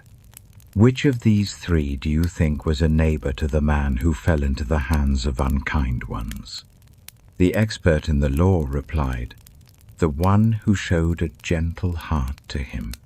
Jesus told him, "Go and do the same with a loving heart." As Jesus and his dear friends were on their way, he came to a village where a woman named Martha opened her home to him. She had a sister called Mary, who sat at the Lord's feet, softly listening to what he said. But Martha was busy with many little tasks that had to be done. She came to him and asked, "Dear Lord, does it not trouble you that my sister has left me with all these duties alone? Tell her to help me." "Martha, Martha," the Lord answered, "you are concerned with so many little things, but few things are needed, or indeed, only one. Mary has chosen the gentle, good path, and it will not be taken away from her." Luke chapter 12. Meanwhile, when a crowd of many thousands had gathered, so that they were pressing close one upon another, Jesus began to speak first to his dear friends, saying, "Be on your guard against a little puff of pride from the Pharisees, which is not being true in their hearts. There is no quiet secret that will stay hidden, or hidden thing that will not be made known. What you have said in the dark will be heard in the daylight, and softly whispered words in hidden places will be sung from the rooftops. I tell you, my dear friends, do not let your hearts be troubled by those who can only harm the body, and after that can do no more. But I will show you whom you should gently fear. Fear him who, after your body has been taken, has the power to send you to a place of deep sorrow. Yes, I tell you, fear him. Are not 5 tiny sparrows sold for just 2 copper coins? Yet not one little bird is forgotten by our God. Indeed, even the hairs on your head are gently counted. Don't be afraid. You are worth so much more than many sparrows. I tell you, whoever speaks my name with love before others, the child of man will also speak of before the angels of God. But whoever turns away from me before others will be turned away from before the angels of God. And everyone who speaks a word against the child of man will be forgiven. But any heart who speaks unkindly against the gentle Holy Spirit will not be forgiven. When you are brought before synagogues, rulers, and authorities, do not let your hearts fret about what you will say, for the gentle Holy Spirit will whisper to you at that time what you should softly say. Someone in the crowd said to him, "Teacher, tell my brother to share the family things with me." Jesus replied, "Dear one, who appointed me a solver of earthly puzzles between you?" Then he said to them, "Watch your hearts, dear ones, against all longing for too much. Life is not found in having many, many things." And he told them this gentle story. The ground of a certain rich man gave him a wonderful, rich harvest. He thought to himself, "What shall I do? I have nowhere to safely keep all my good things." Then he said, "This is what I'll do. I will take down my little barns and build them much grander, and there I will store all the extra good things. And I'll say to myself, you have plenty of good things laid up for many years. Take life easy, eat and drink, and let your heart be light." But God said to him, "O dear one, this very night your breath will be called back from you. Then who will hold all the things you gathered for yourself? This is how it will be with whoever stores up things for themselves, but is not rich in the gentle things of God's heart." Then Jesus said to his dear friends, "Therefore I tell you, do not let your heart be troubled about your life, what you will eat, or about your body, what you will wear. For life is more than food, and the body more than clothes. Look at the sweet birds. They do not plant or gather. They have no little pantry or big barn, yet God gives them gentle food. And how much more precious are you than the birds? Who of you, by worrying, can add even a tiny moment to your life's journey? Since you cannot do this very little thing, why do you worry about the rest? Consider how the pretty flowers of the field grow. They do not toil or weave. Yet I tell you, not even wise Solomon, in all his grandest clothes, was arrayed like one of these. If that is how God dresses the green grass of the fields, which is here today and tomorrow is laid aside in the fire, how much more will he clothe you, O you with such tender faith? And do not let your heart yearn for what you will eat or drink. Do not worry about it. For the world that knows not God often chases after these things, and your Father knows that you need them. But seek his gentle kingdom, and these things will be given to you as well. Do not be afraid, dear little flock, for your Father has found sweet joy in giving you his loving world. Share your things, and give to those who have little. Provide little bags for your heart that will never wear thin, a sweet treasure in heaven that will never fade away, where no unkind hand can take, and no tiny moth can spoil. For where your treasure is, there your heart will be also. Let your hearts be ready to serve, and keep your little lamps shining bright, like servants waiting for their loving master to come back from a joyful feast, so that when he comes and knocks, they can immediately open the door for him. It will be good for those servants whose master finds them softly waiting when he comes. Truly, I tell you, he himself will gently serve them. He will invite them to rest at the table and will come and wait upon them. It will be good for those servants whose master finds them ready, even if he comes in the quiet hours of the night or toward the soft glow of dawn. But understand this: if the home's kind owner knew when the sneaking one would come, he would not have let his house be disturbed. You also must be ready, because the Child of Man will come when your heart is not expecting him. Peter asked, Lord, are you telling this gentle story to us, or to everyone? The Lord answered, Who then is the gentle and wise helper, whom the master puts in charge of his servants to give them their daily food at the proper time? It will be good for that servant whom the master finds doing so when he returns. Truly, I tell you, he will put him in charge of all his gentle possessions. But suppose the servant says to himself, My master is taking a long time in coming, and he then begins to be unkind to the other helpers, both men and women, and to eat and drink too much. The master of that servant will come on a day when he does not expect him, and at an hour he is not aware of. He will separate him from his place, and assign him a place with those who did not believe. The servant who knows the master's wishes and does not get ready, or does not do what the master wants, will receive many sad consequences. But the one who does not know and does things deserving punishment will receive fewer sad consequences. From everyone who has been given much, much will be asked in return.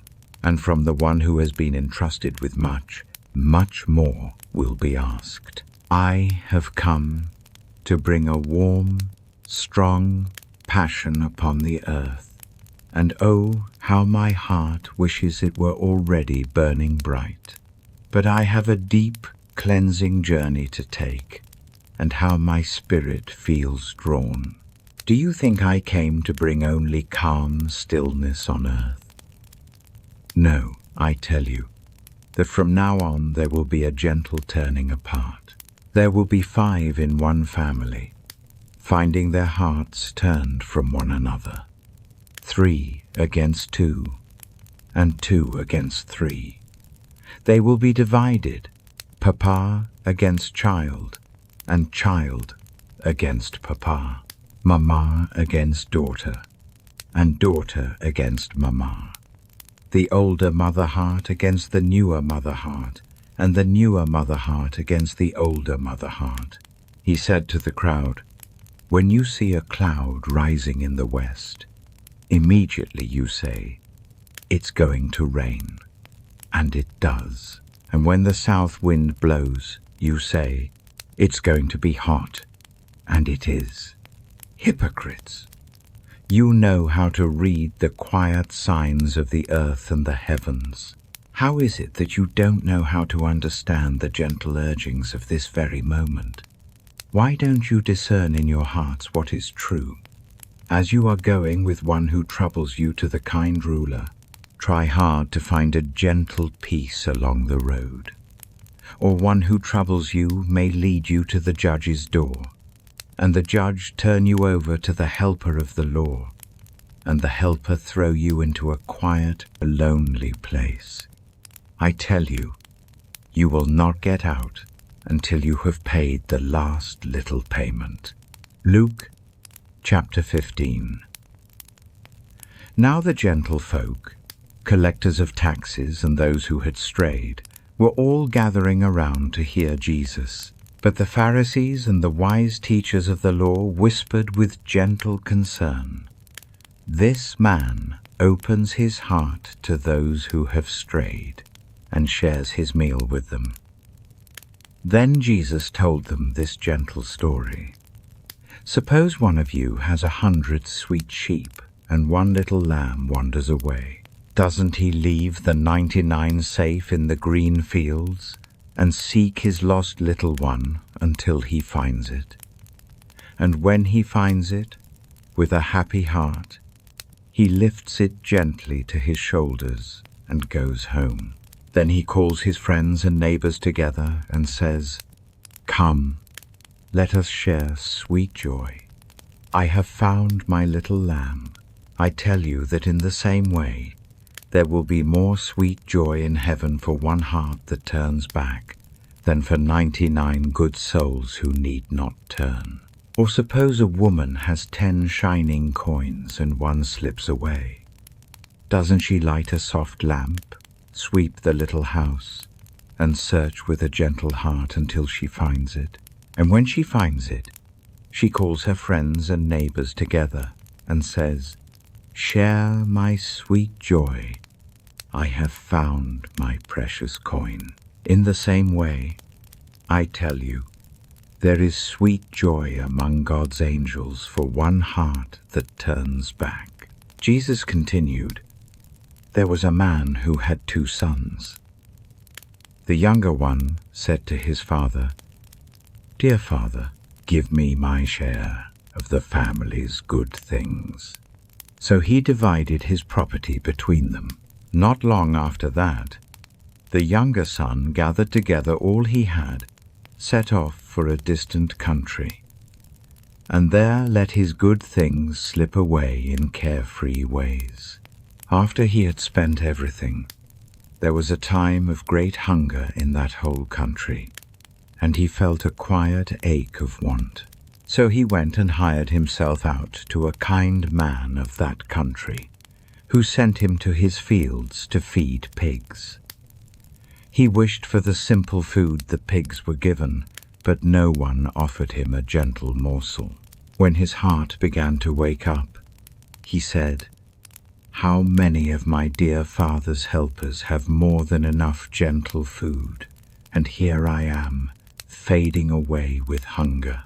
I will set out and go back to my father and say to him, 'Dear Father, I have heard heaven's heart, and your heart too.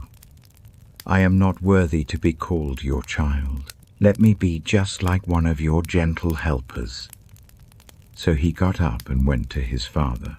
But while he was still a long way off, his father saw him and was filled with a deep, tender love for him. He ran to his child, wrapped his arms around him, and pressed a soft kiss. The son said to him, 'Dear father, I have heard heaven's heart, and your heart too. I am not worthy to be called your child.' But the father said to his servants, 'Quickly, bring the softest robe and put it on him. Put a gentle ring for his finger and soft sandals for his feet. Bring the special calf, and let us share a sweet feast of joy. For this child of mine was lost to us, and now is found, as if brought back to life again.' So they began to celebrate. Meanwhile, the older child was out in the quiet fields. When he came near the house, he heard soft music and happy feet. So he called one of the servants and asked him what was going on. "Your dear brother has returned," he replied, "and your father has brought out the special calf, for he holds him safe and sound once more." The older brother's heart grew heavy, and he would not go inside. So his father went out and spoke to him with gentle words.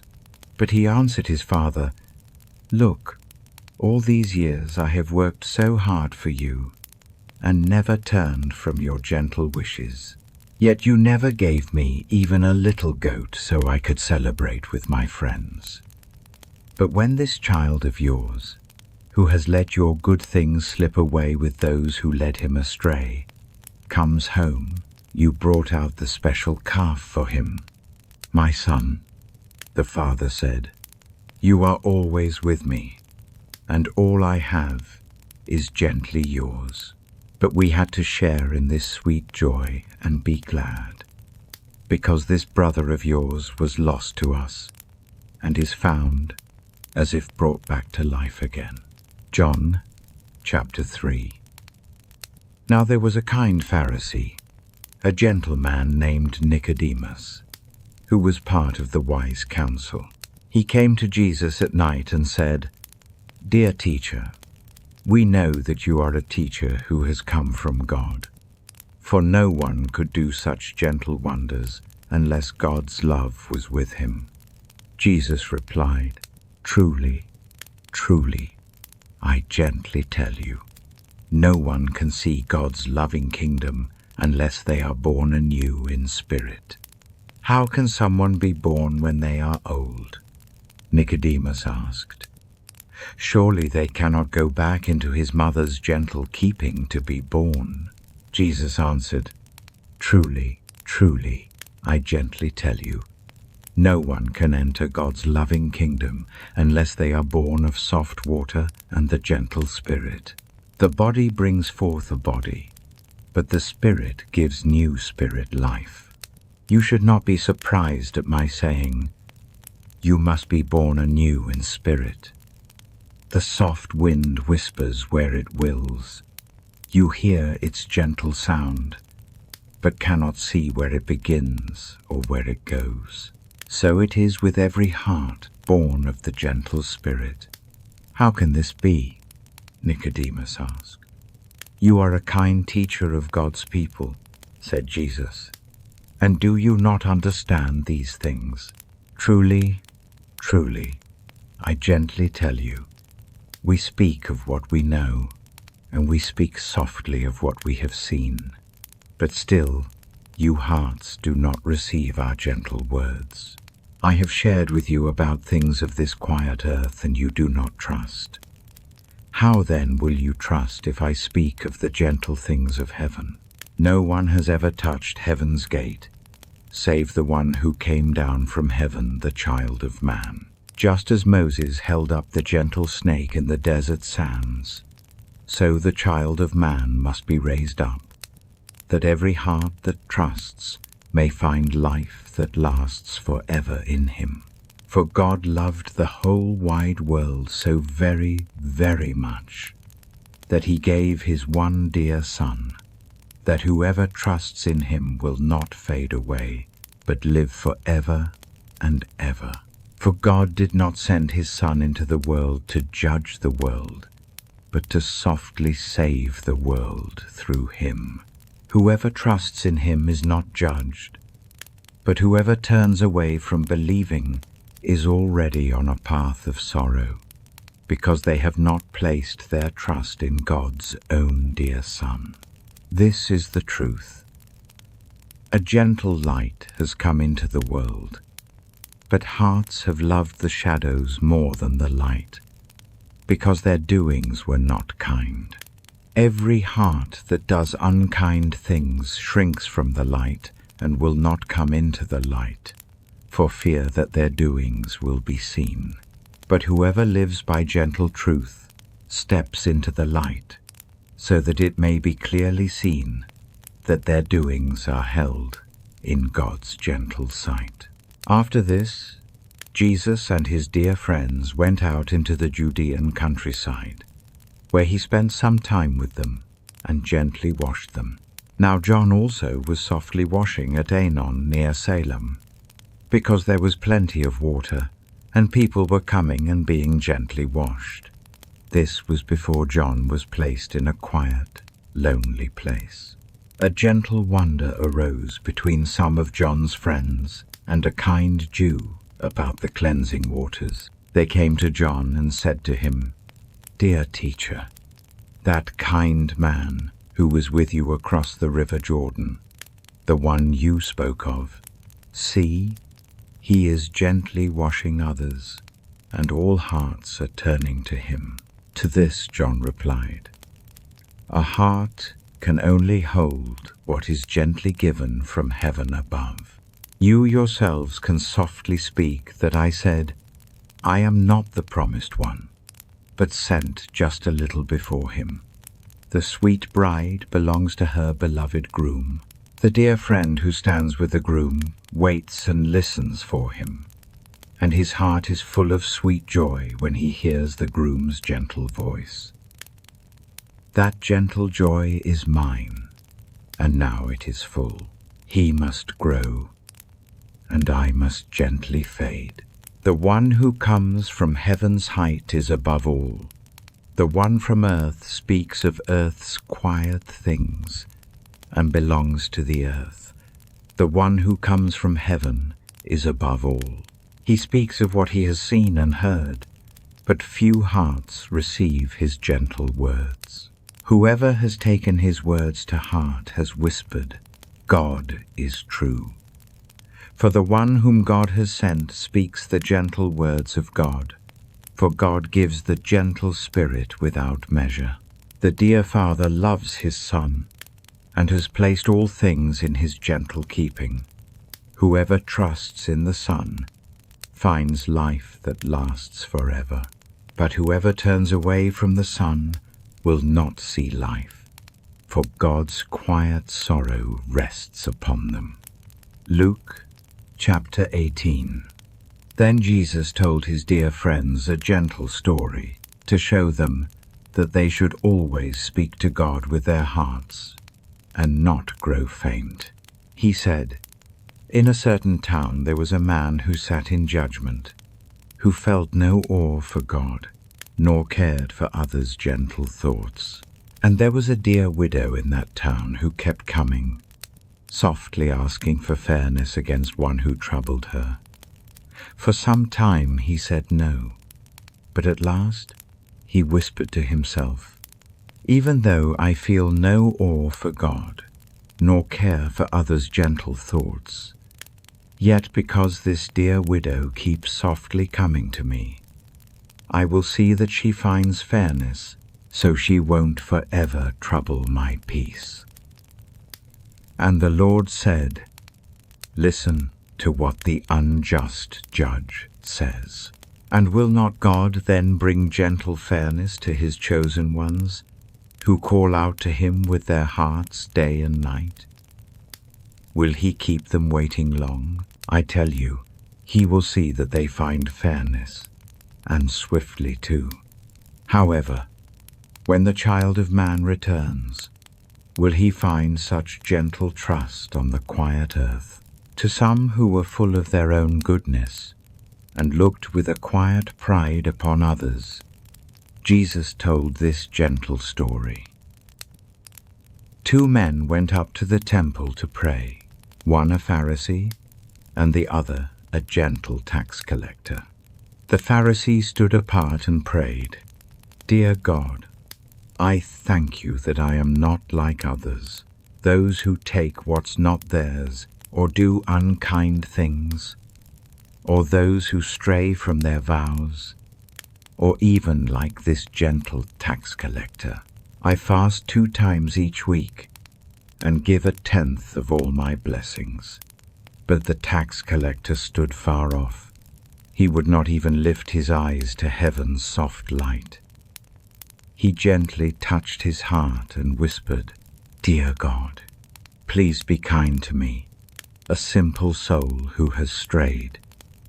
I tell you that this dear man, more than the other, went home with God's gentle favor. For all those who lift themselves up will be gently brought low, and those who make their hearts soft will be lifted high. People were also bringing their tiny little ones to Jesus, for him to place his gentle hands upon them. When the dear friends saw this, they spoke with gentle words of caution, but Jesus called the children to him and said, "Let the sweet little children come close to me, and do not keep them away, for God's gentle kingdom belongs to hearts like theirs. Truly, I tell you, anyone whose heart does not welcome God's loving world like a little child's will never step inside." A certain ruler asked him, "Kind teacher, what gentle things must I do to find life that lasts forever?" "Why do you call me good?" Jesus softly asked. "No one is good save God alone. You know the gentle teachings. Do not stray from your vows. Do not harm life. Do not take what's not yours. Do not speak untrue words. Honor your dear mother and father.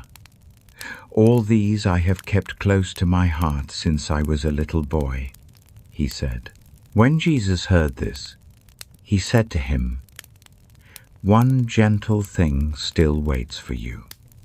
Share all you have and give to those with little, and you will find a sweet treasure in heaven. Then come and walk with me."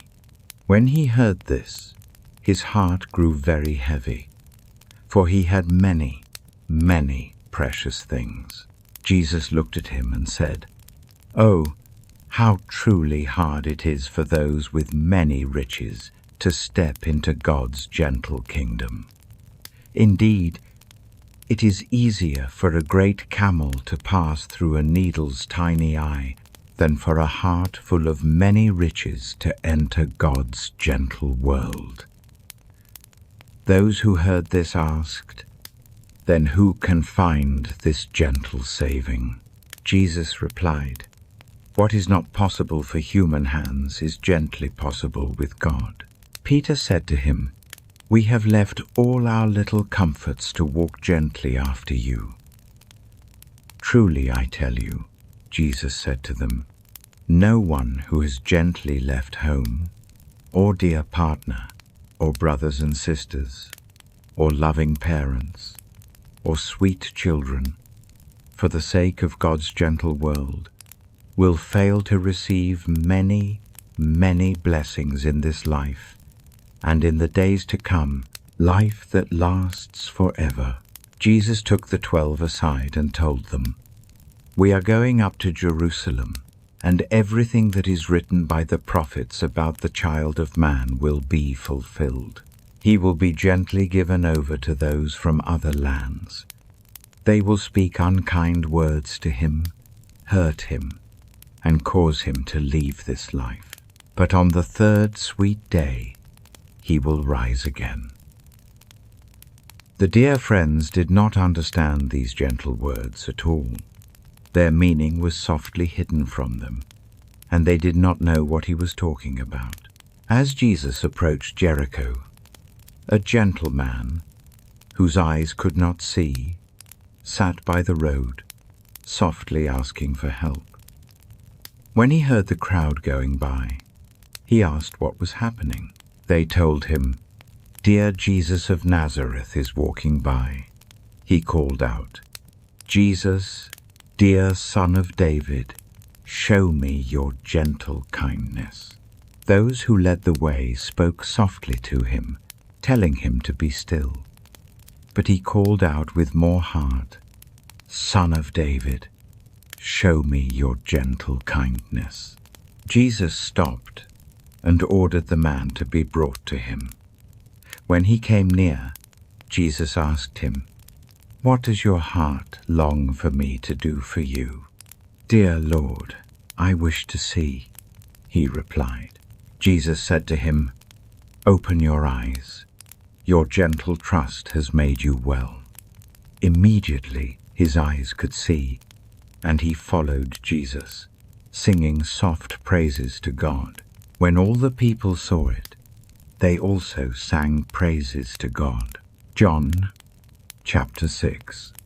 Sometime after this, Jesus crossed to the far shore of the Sea of Galilee, that is, the Sea of Tiberias, and many, many gentle souls followed him, for they had seen the wonders he did, making sick ones well. Then Jesus walked gently up a quiet hill and sat with his dear friends. The sweet Passover feast of his people was drawing near. When Jesus looked up and saw a great crowd coming towards him, he said to Philip, "Where can we find gentle bread for all these hungry hearts?" He asked this only to see Philip's heart, for he already knew the gentle thing he would do. Philip answered him, "It would take more than half a year's gentle earnings to buy enough bread for each one to have a bite." Another of his dear friends, Andrew, Simon Peter's brother, spoke up. "Here is a boy with 5 little barley breads and 2 tiny fish. But how little are these for so many hungry hearts?" Jesus said, "Ask the people to sit down softly." There was plenty of soft grass in that place, and they sat down. About 5,000 men were there. Jesus then took the breads, gave sweet thanks, and shared it with those sitting, as much as their hearts wished for. He did the same with the fish. When they had all had enough to eat, he said to his dear friends, "Gather up the little pieces that are left. Let nothing be lost." So they gathered them and filled 12 baskets with the little pieces from the 5 barley breads left over by those who had eaten. After the people saw the wonder Jesus did, they began to say, "Surely this is the gentle prophet, the one promised to come to our world." Jesus, knowing that they wished to come and make him a king with strong hands, slipped away again to a quiet mountain, all alone. When evening came, his dear friends went down to the lake, where they got into a boat and set off across the lake for Capernaum. By now it was dark, and Jesus had not yet joined them. A strong wind began to blow, and the waters grew restless.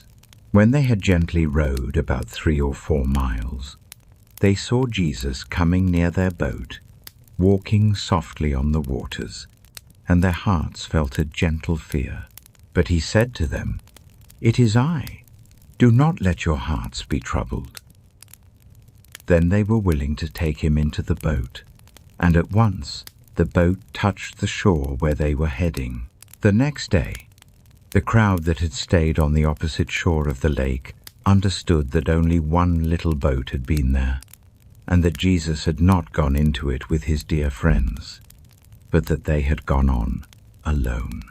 Then some boats from Tiberias came softly to the place where the people had shared the bread after the Lord had given sweet thanks. Once the crowd understood that neither Jesus nor his dear friends were there, they got into the boats and went to Capernaum in search of Jesus. When they found him on the other side of the lake, they asked him, "Dear teacher, when did you come here?" Jesus answered, "Truly, truly, I gently tell you, you are seeking me, not because you saw the gentle wonders I did, but because you ate the breads and felt your tummies full. Do not toil for food that fades away, but for food that lasts to life eternal, which the Child of Man will give you. For upon him God, the dear Father, has placed his gentle mark of love." Then they asked him, "What gentle things must we do to do the works God asks of us?" Jesus answered, "The work of God is this, to place your trust in the one he has sent." So they asked him, "What gentle sign will you show us, so we may see and trust you?" What will you do? Our dear ancestors ate the gentle manna in the quiet desert. As it is written, He gave them bread from heaven to eat. Jesus said to them, "Truly, truly, I gently tell you, it is not Moses who has given you the gentle bread from heaven, but it is my dear Father who gives you the true, sweet bread from heaven. For the bread of God is the gentle bread that comes down from heaven and gives sweet life to the world." "Dear sir," they said, "always give us this gentle bread." Then Jesus declared, "I am the gentle bread of life. Whoever comes to me will never feel hunger, and whoever trusts in me will never feel thirst. But as I told you, you have seen me, and still your hearts do not trust. All those the dear Father gently gives me will come to me, and whoever comes to me, I will never turn away. For I have come down from heaven, not to do my own wishes, but to do the gentle wishes of Him who sent me. And this is the wish of Him who sent me, that I shall not lose even one of all those He has given me, but will gently lift them up on the last sweet day. For my dear Father's wish is that every heart that looks to the Son and trusts in Him shall have life that lasts forever, and I will gently lift them up on the last sweet day." At this, the dear people there began to whisper among themselves about Him, because He said, "I am the gentle bread that came down from heaven." They said, "Is this not Jesus, dear Joseph's son, whose mamma and papa we know? How can He now say, 'I came down from heaven'?" "Quiet your gentle whispers among yourselves," Jesus answered. "No one can come close to me unless the dear Father who sent me gently draws them, and I will lift them up on the last sweet day. It is written in the ancient words, 'All hearts will be gently taught by God.' Every heart that has heard the Father's gentle voice and learned from Him comes to me. No one has truly seen the Father, save the one who comes from God. Only he has seen the Father's gentle face. Truly, truly, I gently tell you, the heart that trusts has life that lasts forever. I am the gentle bread of life. Your dear ancestors ate the manna in the quiet desert, and still they passed away. But here is the gentle bread that comes down from heaven, which any heart may eat and never fade. I am the gentle, living bread that came down from heaven. Whoever eats this sweet bread will live forever. This bread is my very being, which I will gently give for the world's sweet life." Then the dear people began to speak with sharp questions among themselves. "How can this man give us his very being to eat?" Jesus said to them, "Truly, truly, I gently tell you, unless you take into your heart the very being of the child of man and share in his life's stream, you will not find life within you. Whoever takes my being and shares in my life's stream has life that lasts forever, and I will gently lift them up on the last sweet day. For my being is true nourishment, and my life's stream is true comfort. Whoever takes my being and shares in my life's stream stays close to me, and I in them. Just as the living Father sent me, and I live because of the Father, so the heart that truly feeds on me will live because of me. This is the bread that came down from heaven. Your dear ancestors ate manna and passed away, but whoever truly feeds on this gentle bread will live forever." He said this while sharing wisdom in the synagogue in Capernaum. On hearing it, Many of his dear friends said, "This is a deep teaching. Whose heart can truly understand it?" Knowing that his dear friends were whispering softly about this, Jesus said to them, "Does this gentle truth trouble your hearts? Then what if you see the child of man gently rise to where he was before? The Spirit gives gentle life. The body alone can do little. The words I have spoken to you, they are full of the gentle spirit and sweet life. Yet there are some of you whose hearts do not trust." For Jesus had known from the very start which hearts did not trust, and which one would gently turn him over. He went on to say, "This is why I told you that no one can come close to me unless the dear Father has softly drawn them." From this time, many of his dear friends turned their steps away and no longer walked with him. "You do not wish to go away too, do you?" Jesus asked the 12. Simon Peter answered, "Dear Lord, to whom else shall we go? Your words hold the gentle path to life that lasts forever. We have come to trust and softly know that you are God's own Holy One."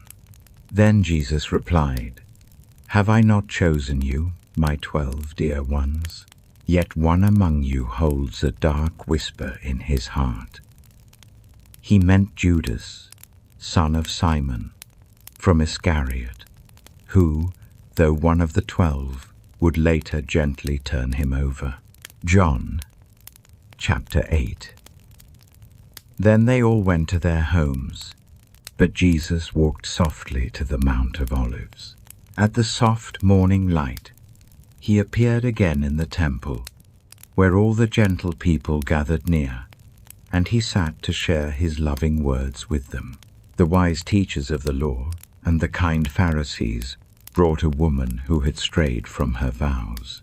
They asked her to stand before the gathered souls and said to Jesus, "Dear teacher, this woman was found in the act of unfaithfulness. In the old law, Moses taught us to cast stones at such women. Now, what do you gently say?" They asked this question to gently test him, hoping to find a reason to speak against him. But Jesus bent low and began to draw softly on the ground with his finger. When they kept on questioning him, he stood upright and said to them, "Let the heart among you that holds no wrong be the first to cast a gentle stone at her." Again he bent low and drew softly on the ground. At this, the hearts that heard began to slip away, one by one, the elder ones first, until only Jesus remained with the gentle woman still standing there. Jesus stood upright and softly asked her, "Dear woman, where are they? Has no one spoken words against you?" "No one, dear sir," she whispered. "Then neither do I speak words of judgment against you," Jesus gently declared. "Go now and turn your steps from paths of wrong."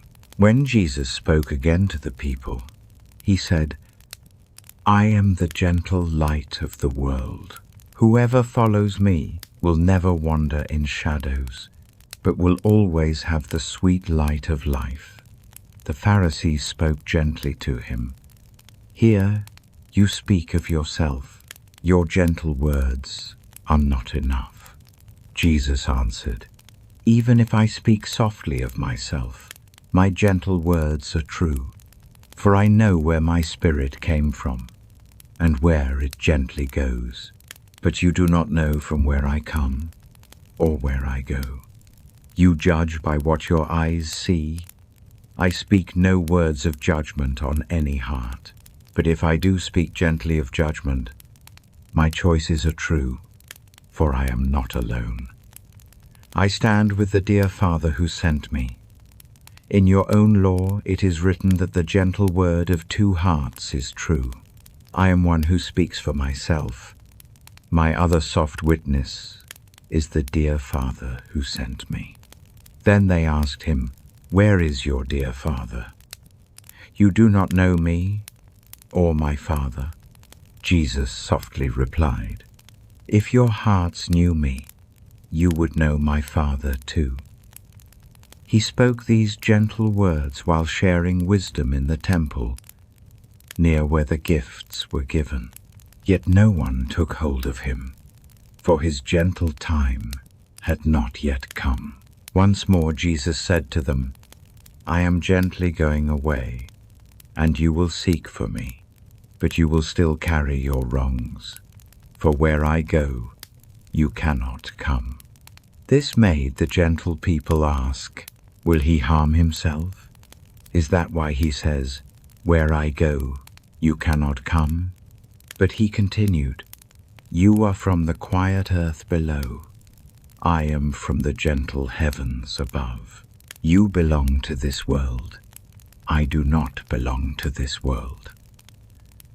I told you that you would carry your wrongs if you did not believe.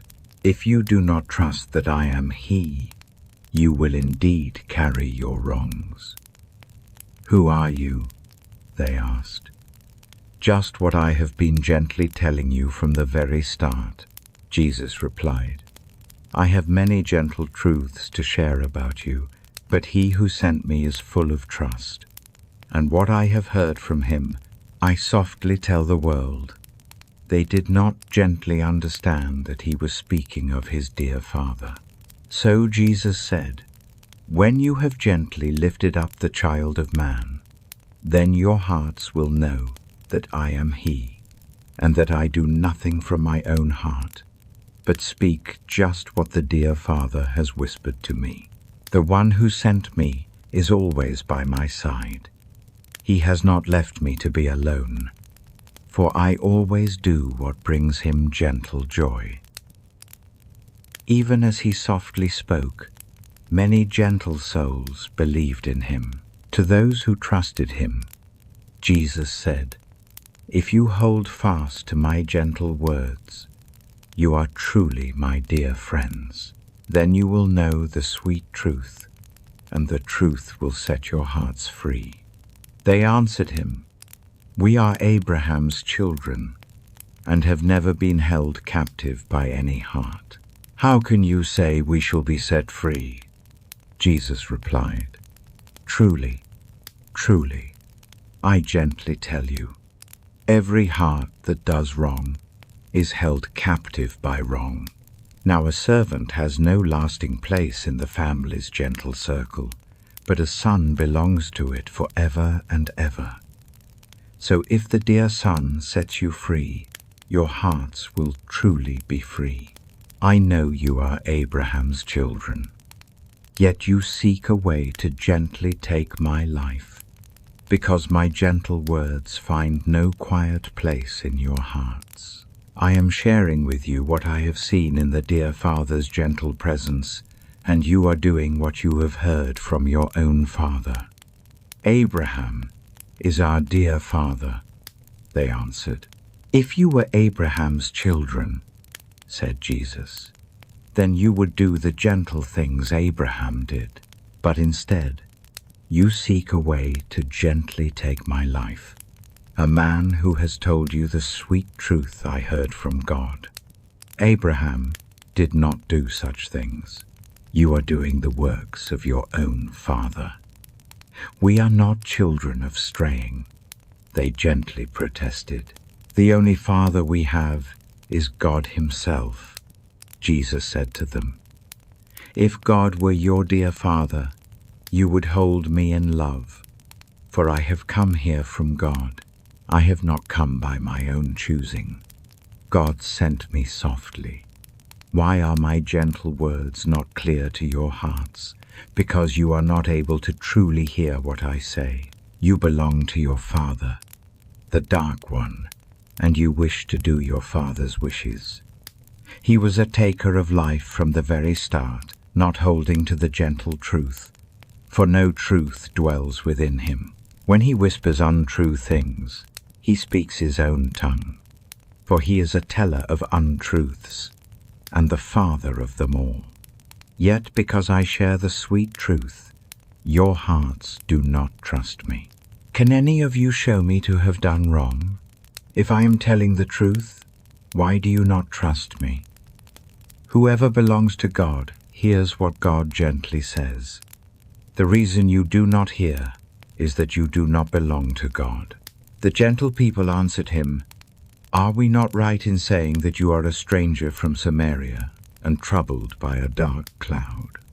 I am not held by a dark cloud, said Jesus, but I honor my dear Father, and you do not honor me. I am not seeking praise for myself, but there is one who seeks it, and he is the gentle judge. Truly, truly, I gently tell you, whoever holds to my gentle words will never truly fade away. At this they exclaimed, Now we know your heart is troubled by a dark cloud. Dear Abraham passed away, and so did the gentle prophets. Yet you say whoever holds to your words will never know death. Are you greater than our dear father Abraham? He passed away, and so did the prophets. Who do you think you are? Jesus replied, If I speak praises of myself, my praises mean nothing. My Father, whom you say is your God, is the one who gives me gentle praise. Though you do not know him, I know him softly. If I said I did not, I would be one who tells untruths like you. But I do know him, and hold to his gentle words. Your dear father Abraham rejoiced in his heart at the thought of seeing my sweet day. He saw it and felt gladness. You are not 50 years old, they said to him, and you have seen Abraham? Truly, truly, I gently tell you. Jesus answered, Before dear Abraham came to be, I am. At this, they picked up stones to cast at him, but Jesus gently hid himself, slipping away from the temple's quiet grounds. John chapter 10. Truly, truly, I gently tell you, dear Pharisees, any heart that does not come into the sheep's safe home through the gentle gate, but climbs in some other way, is one who takes and one who steals. The one who comes through the gate is the sheep's own gentle shepherd.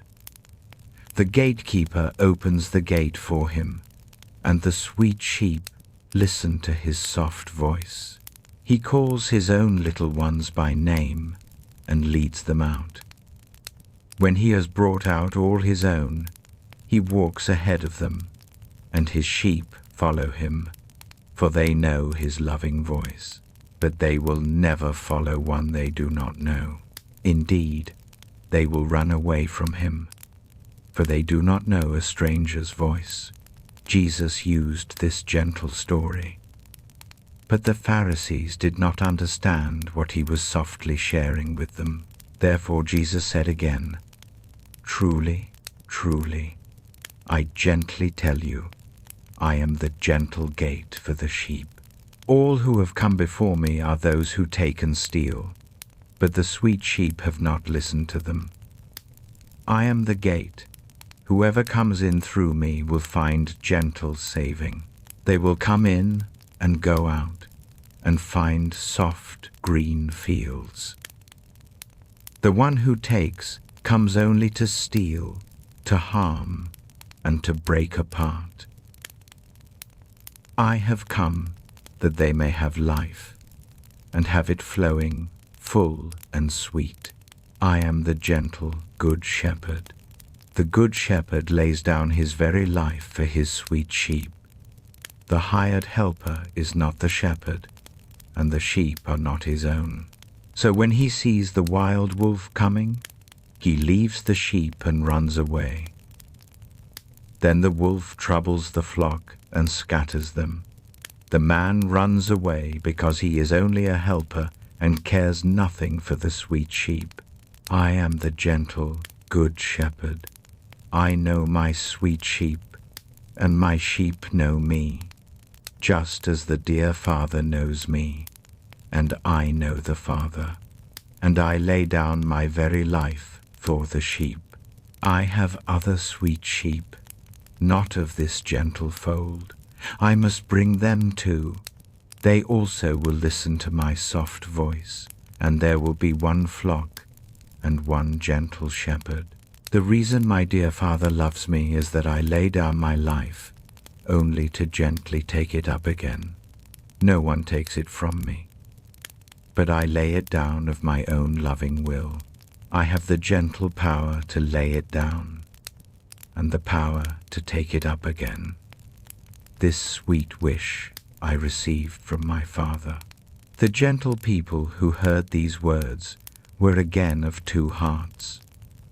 Many of them said, "His heart is troubled by a dark cloud, and his mind is wild.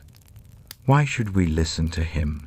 But others said, "These are not the soft sayings of a heart troubled by a dark cloud.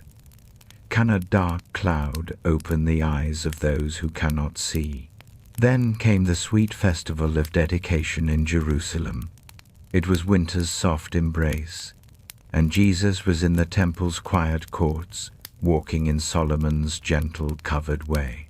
The gentle people there gathered close around him, saying, "How long will you keep our hearts wondering? If you are the promised one, tell us softly and clearly." Jesus answered, "I did tell you, but your hearts did not trust.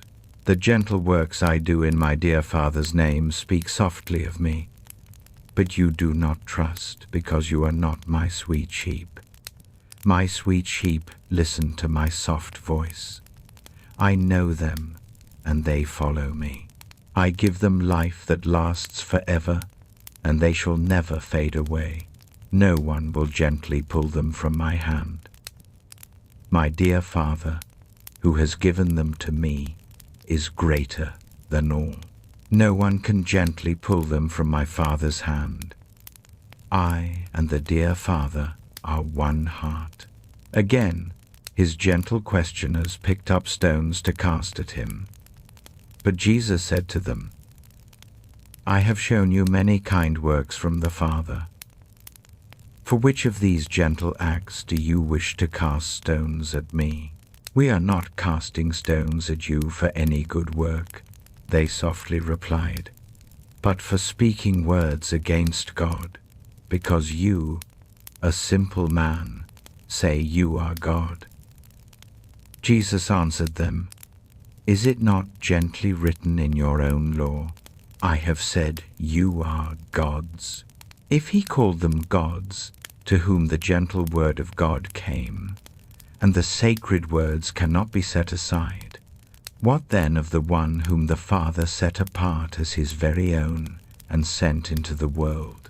Why then do you speak words against me, because I said, "I am God's dear Son"? Do not trust my words, unless I do the gentle works of my Father. But if I do them, even if your hearts do not trust me, believe the works, that you may know and softly understand that the Father dwells within me, and I in the Father. Again, they gently tried to take hold of him, but he slipped softly from their grasp. Then Jesus went back across the gentle Jordan, to the place where John had been softly washing in the early days. There he stayed, and many gentle hearts came to him. They said, "Though John never did a wonder, all that John said about this dear man was true." And in that quiet place, many gentle souls believed in Jesus. John chapter 13. It was just before the sweet Passover feast. Jesus knew that the soft hour had come for him to leave this quiet world and go to the dear Father. Having loved his own who were in the world, he loved them with a gentle love to the very end. The evening meal was softly unfolding, and the dark whisper had already nudged Judas, son of Simon Iscariot, to gently turn Jesus over.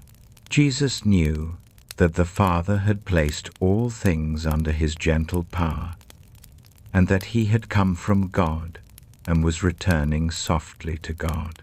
So he rose from the meal, took off his outer cloak, and wrapped a soft towel around his waist. After that, he poured gentle water into a basin and began to softly wash his dear friend's feet, drying them with the towel he wore. He came to Simon Peter, who said to him, "Dear Lord, are you going to wash my feet?" Jesus softly replied, "You do not understand now what I am doing, but later your heart will know." "No," said Peter, "you shall never wash my feet." Jesus gently answered, "Unless I softly wash you, you have no sweet part with me." "Then, Lord," Simon Peter replied, "not just my feet, but my hands and my head as well." Jesus answered, "Hearts that have been bathed need only to wash their feet. Their whole body is clean, and your hearts are clean, though not every single one." For he gently knew who would turn him over, and that was why he said, "Not everyone was clean." When he had finished softly washing their feet, he put on his clothes and returned to his gentle place. "Do you understand what I have done for you?" he asked them. "You call me teacher and Lord, and rightly so, for that is what I am.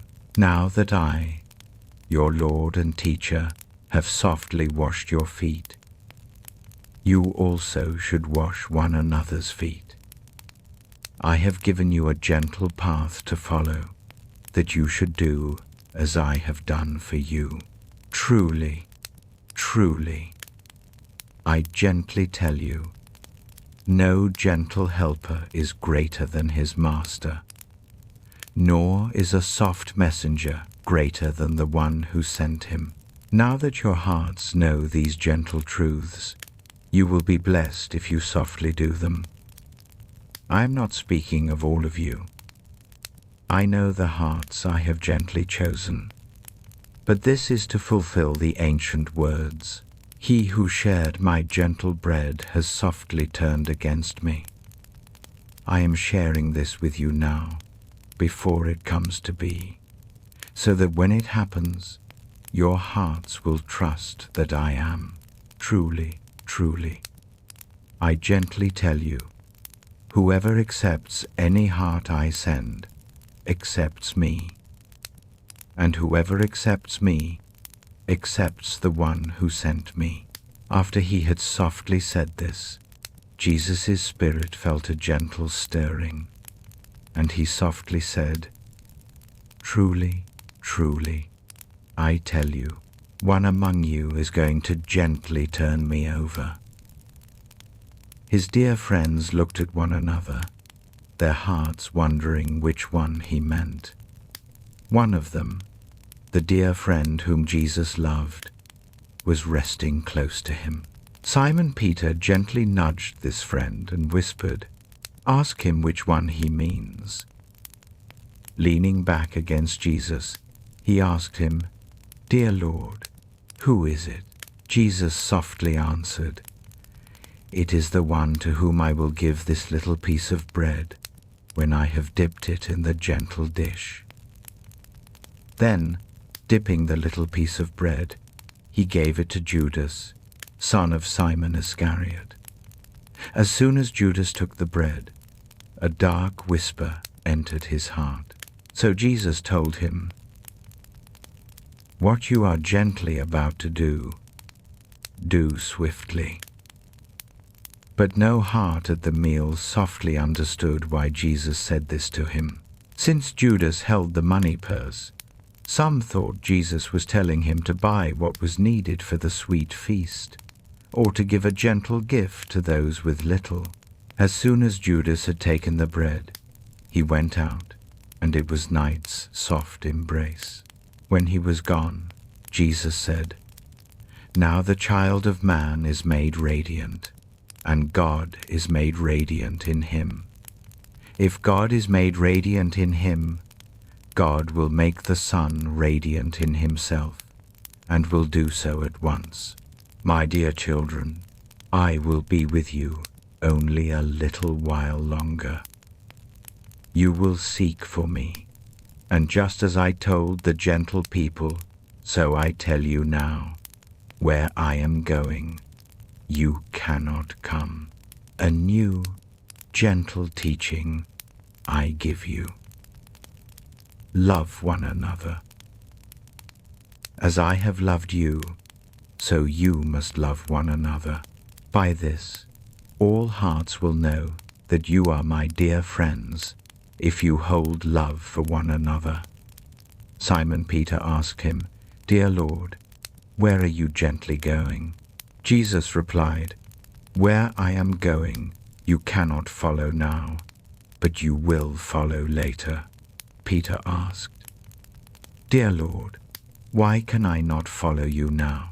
I will lay down my very life for you." Then Jesus answered, "Will you truly lay down your very life for me? Truly, truly, I tell you, before the soft rooster crows, you will gently turn away from me 3 times. John chapter 14. Let not your hearts be troubled.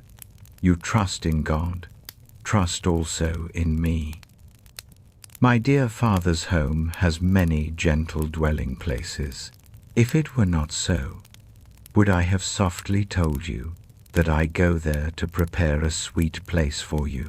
And if I go and prepare a gentle place for you, I will come back and take you to be with me, so that you also may be where I am. You know the soft paths to the place where I am gently going." Thomas said to him, "Dear Lord, we do not know where you are gently going, so how can we know the path?" Jesus answered, "I am the gentle way, and the sweet truth, and the loving life. No one comes to the Father except through me. If your hearts truly know me, you will know my Father as well. From now on, you do know him, and have seen him with your gentle eyes." Philip said, "Dear Lord, show us the Father, and that will be sweet comfort enough for our hearts." Jesus answered, "Do you not know me, Philip, even after I have walked among you for so long? Any heart that has seen me has seen the Father. How can you say, 'Show us the Father'? Do you not trust that I am in the Father, and that the Father is in me? The words I softly say to you, I do not speak from my own heart.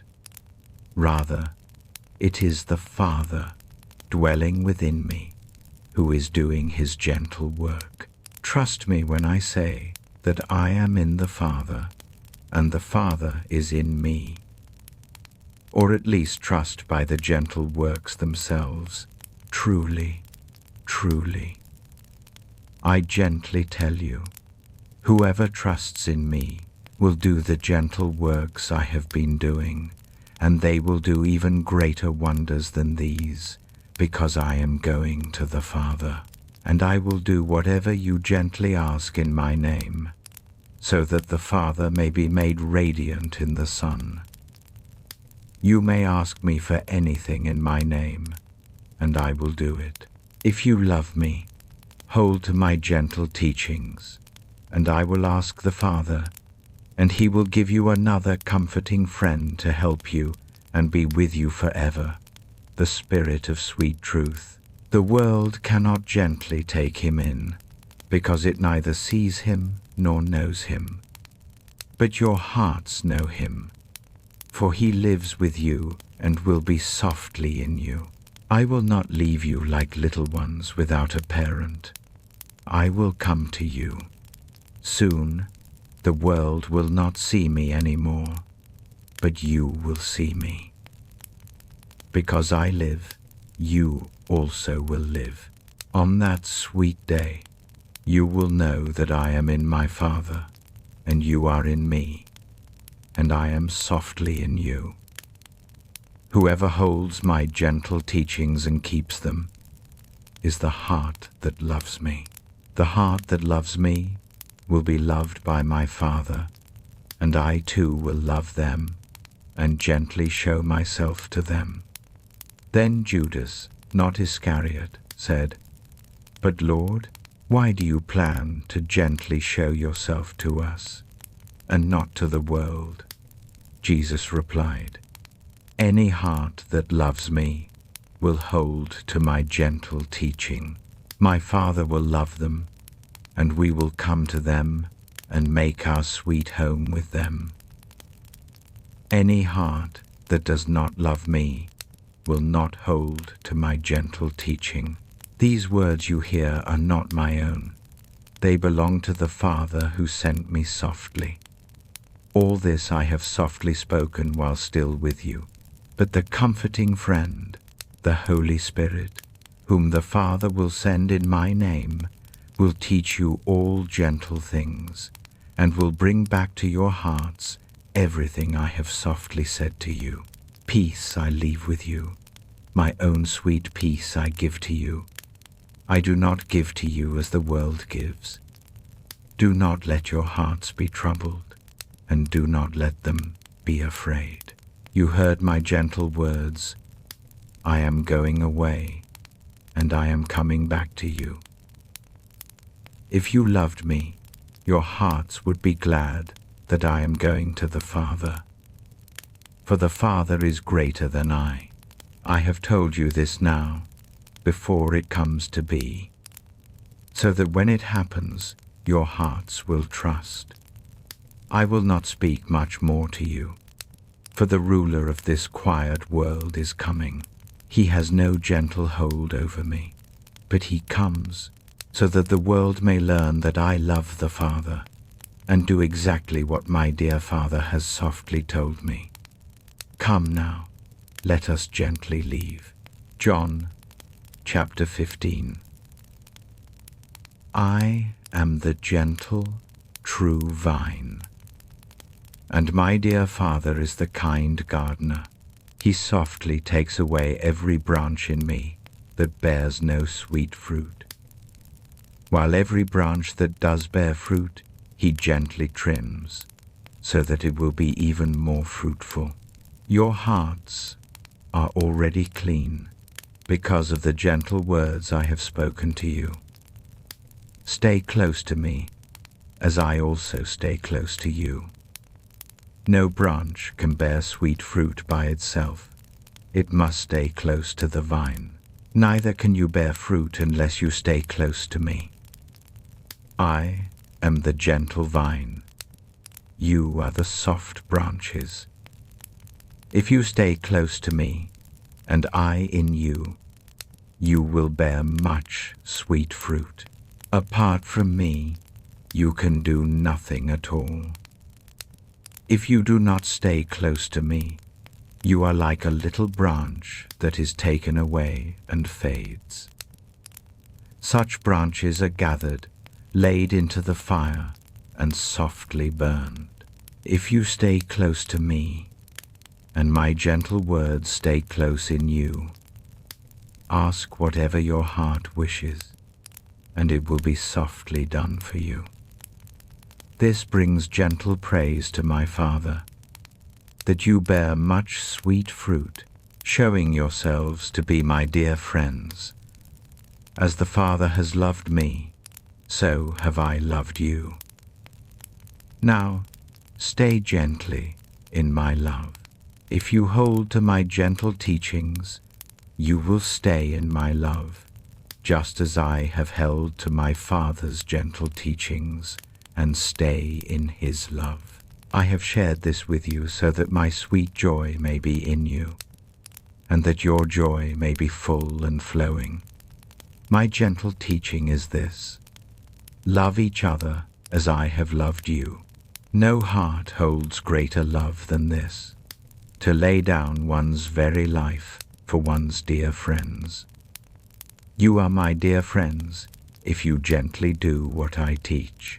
I no longer call you servants, because a servant does not know his master's quiet ways. Instead, I have called you friends, for everything I gently learned from my Father, I have shared with you.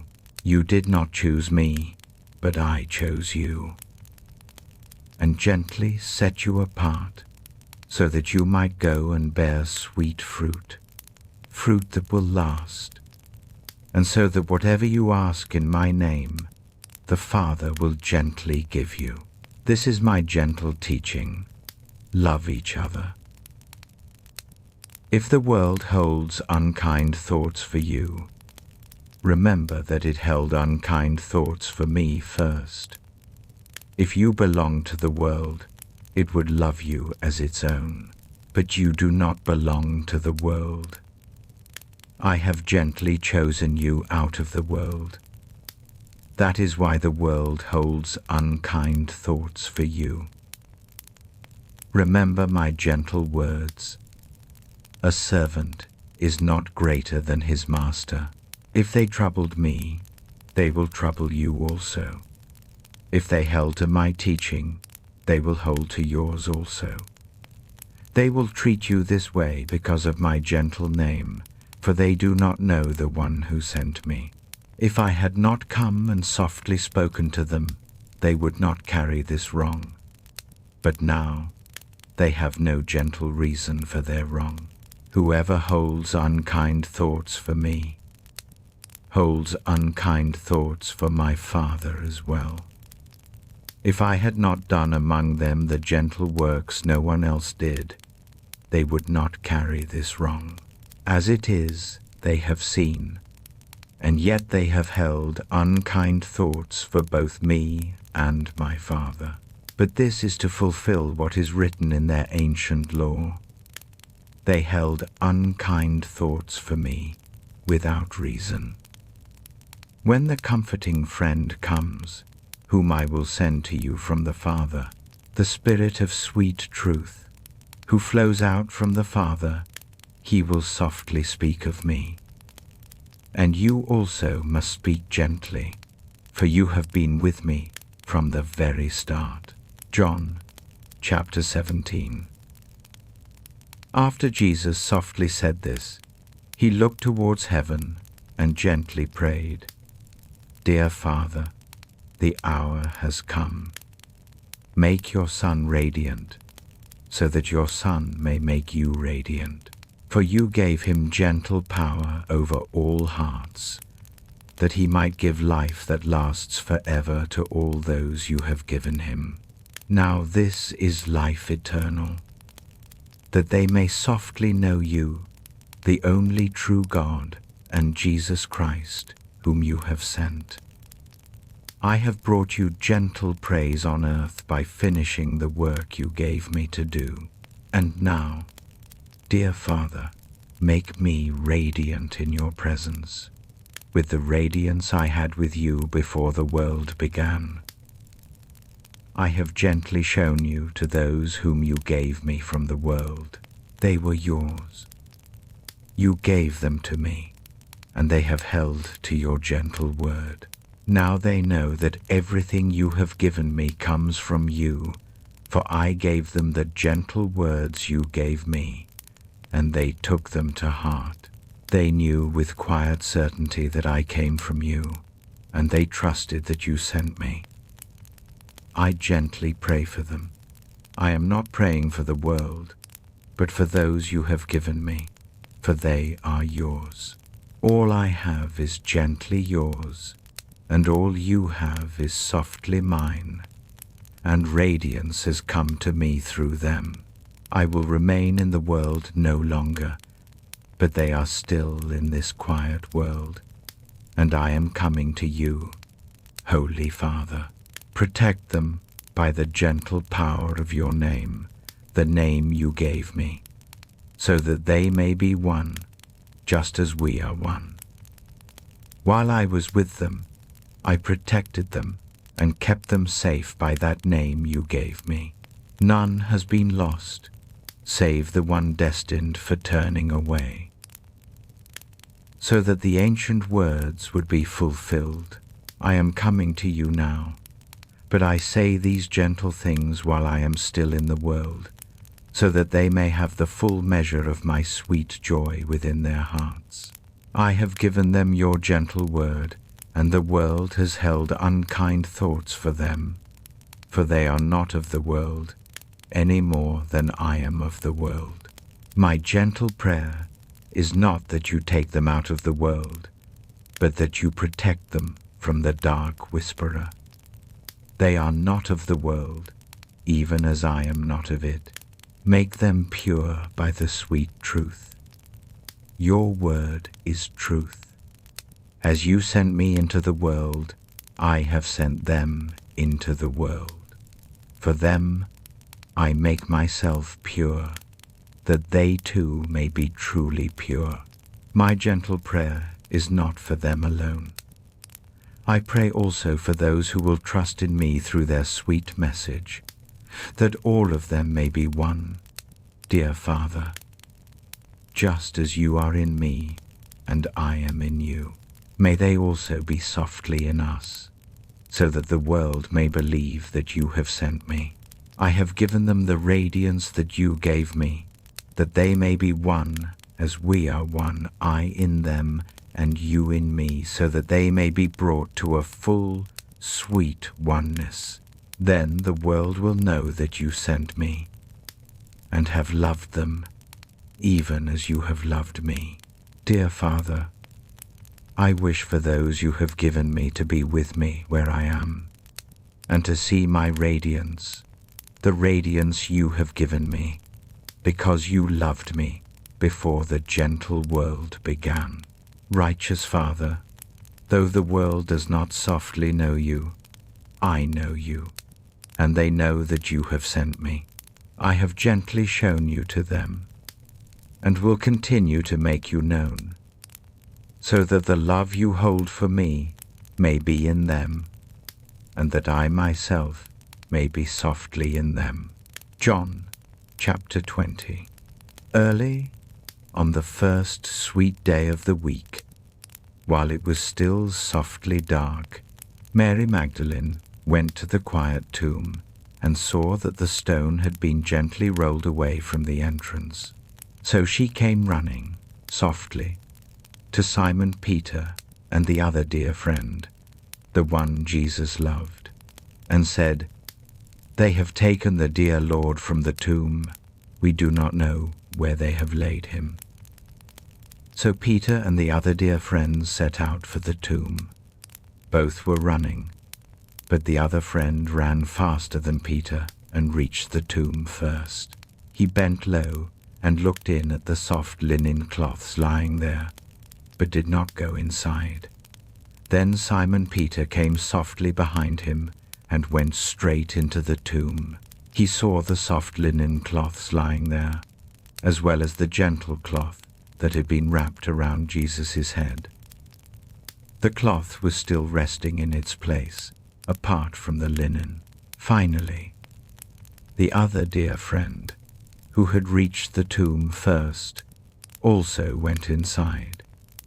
He saw, and his heart believed.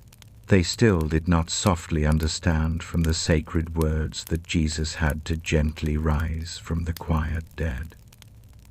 Then the dear friends went back to where they were staying. Now, Mary stood outside the tomb, softly crying. As she wept, she bent low to look into the tomb and saw two gentle angels in white, sitting where Jesus' dear body had been, one at the head and the other at the foot. They softly asked her, "Dear woman, why are you crying?" "They have taken my dear Lord away," she whispered, "and I do not know where they have laid him." At this, she turned softly around and saw Jesus standing there, but her heart did not yet know it was Jesus. He softly asked her, "Dear woman, why are you crying? Who is it you are gently seeking?" Thinking he was the kind gardener, she said, "Dear sir, if you have carried him away, tell me where you have laid him, and I will gently take him." Jesus softly said to her, "Mary." She turned towards him and cried out, with a tender heart, in Aramaic, "Rabboni," which means, "Dear teacher." Jesus said, "Do not hold on to me so tightly, for I have not yet gently risen to the Father. Go instead to my dear brothers and tell them, I am rising to my Father and your Father, to my God and your God." Mary Magdalene went to the dear friends with the sweet news, "I have seen the dear Lord," and she told them that he had softly said these things to her. On the evening of that first sweet day of the week, when the dear friends were together with the doors softly locked, for a quiet fear of the Jewish leaders, Jesus came and stood gently among them and softly said, "Peace be with you." After he softly said this, he showed them his gentle hands and his side. The dear friends were filled with sweet joy when they saw the dear Lord. And again Jesus softly said, "Peace be with you. As the Father has sent me, I am sending you." And with that he gently breathed on them and said, "Receive the Holy Spirit. If you gently let go of any heart's wrongs, their wrongs are softly let go. If you do not gently let them go, they are not let go." Now Thomas, also called Didymus, one of the 12, was not with the dear friends when Jesus came. So the other dear friends told him, "We have seen the dear Lord." But he said to them, "Unless I see the gentle marks of the nails in his hands, and place my finger where the nails once were, and place my hand into his side, my heart will not trust." A week later, his dear friends were in the house again, and Thomas was with them. Though the doors were softly locked, Jesus came and stood gently among them, and softly said, "Peace be with you." Then he softly said to Thomas, "Place your finger here. See my gentle hands. Reach out your hand and place it into my side. Quiet your doubts and believe." Thomas softly said to him, "My dear Lord and my dear God." Then Jesus softly told him, "Because you have seen me, your heart has trusted. Oh, how blessed are those who have not seen and yet have believed." Jesus did many other gentle wonders in the presence of his dear friends, which are not written in this book, but these are written so that your hearts may trust that Jesus is the promised one, the Son of God, and that by believing, you may have sweet life in his gentle name.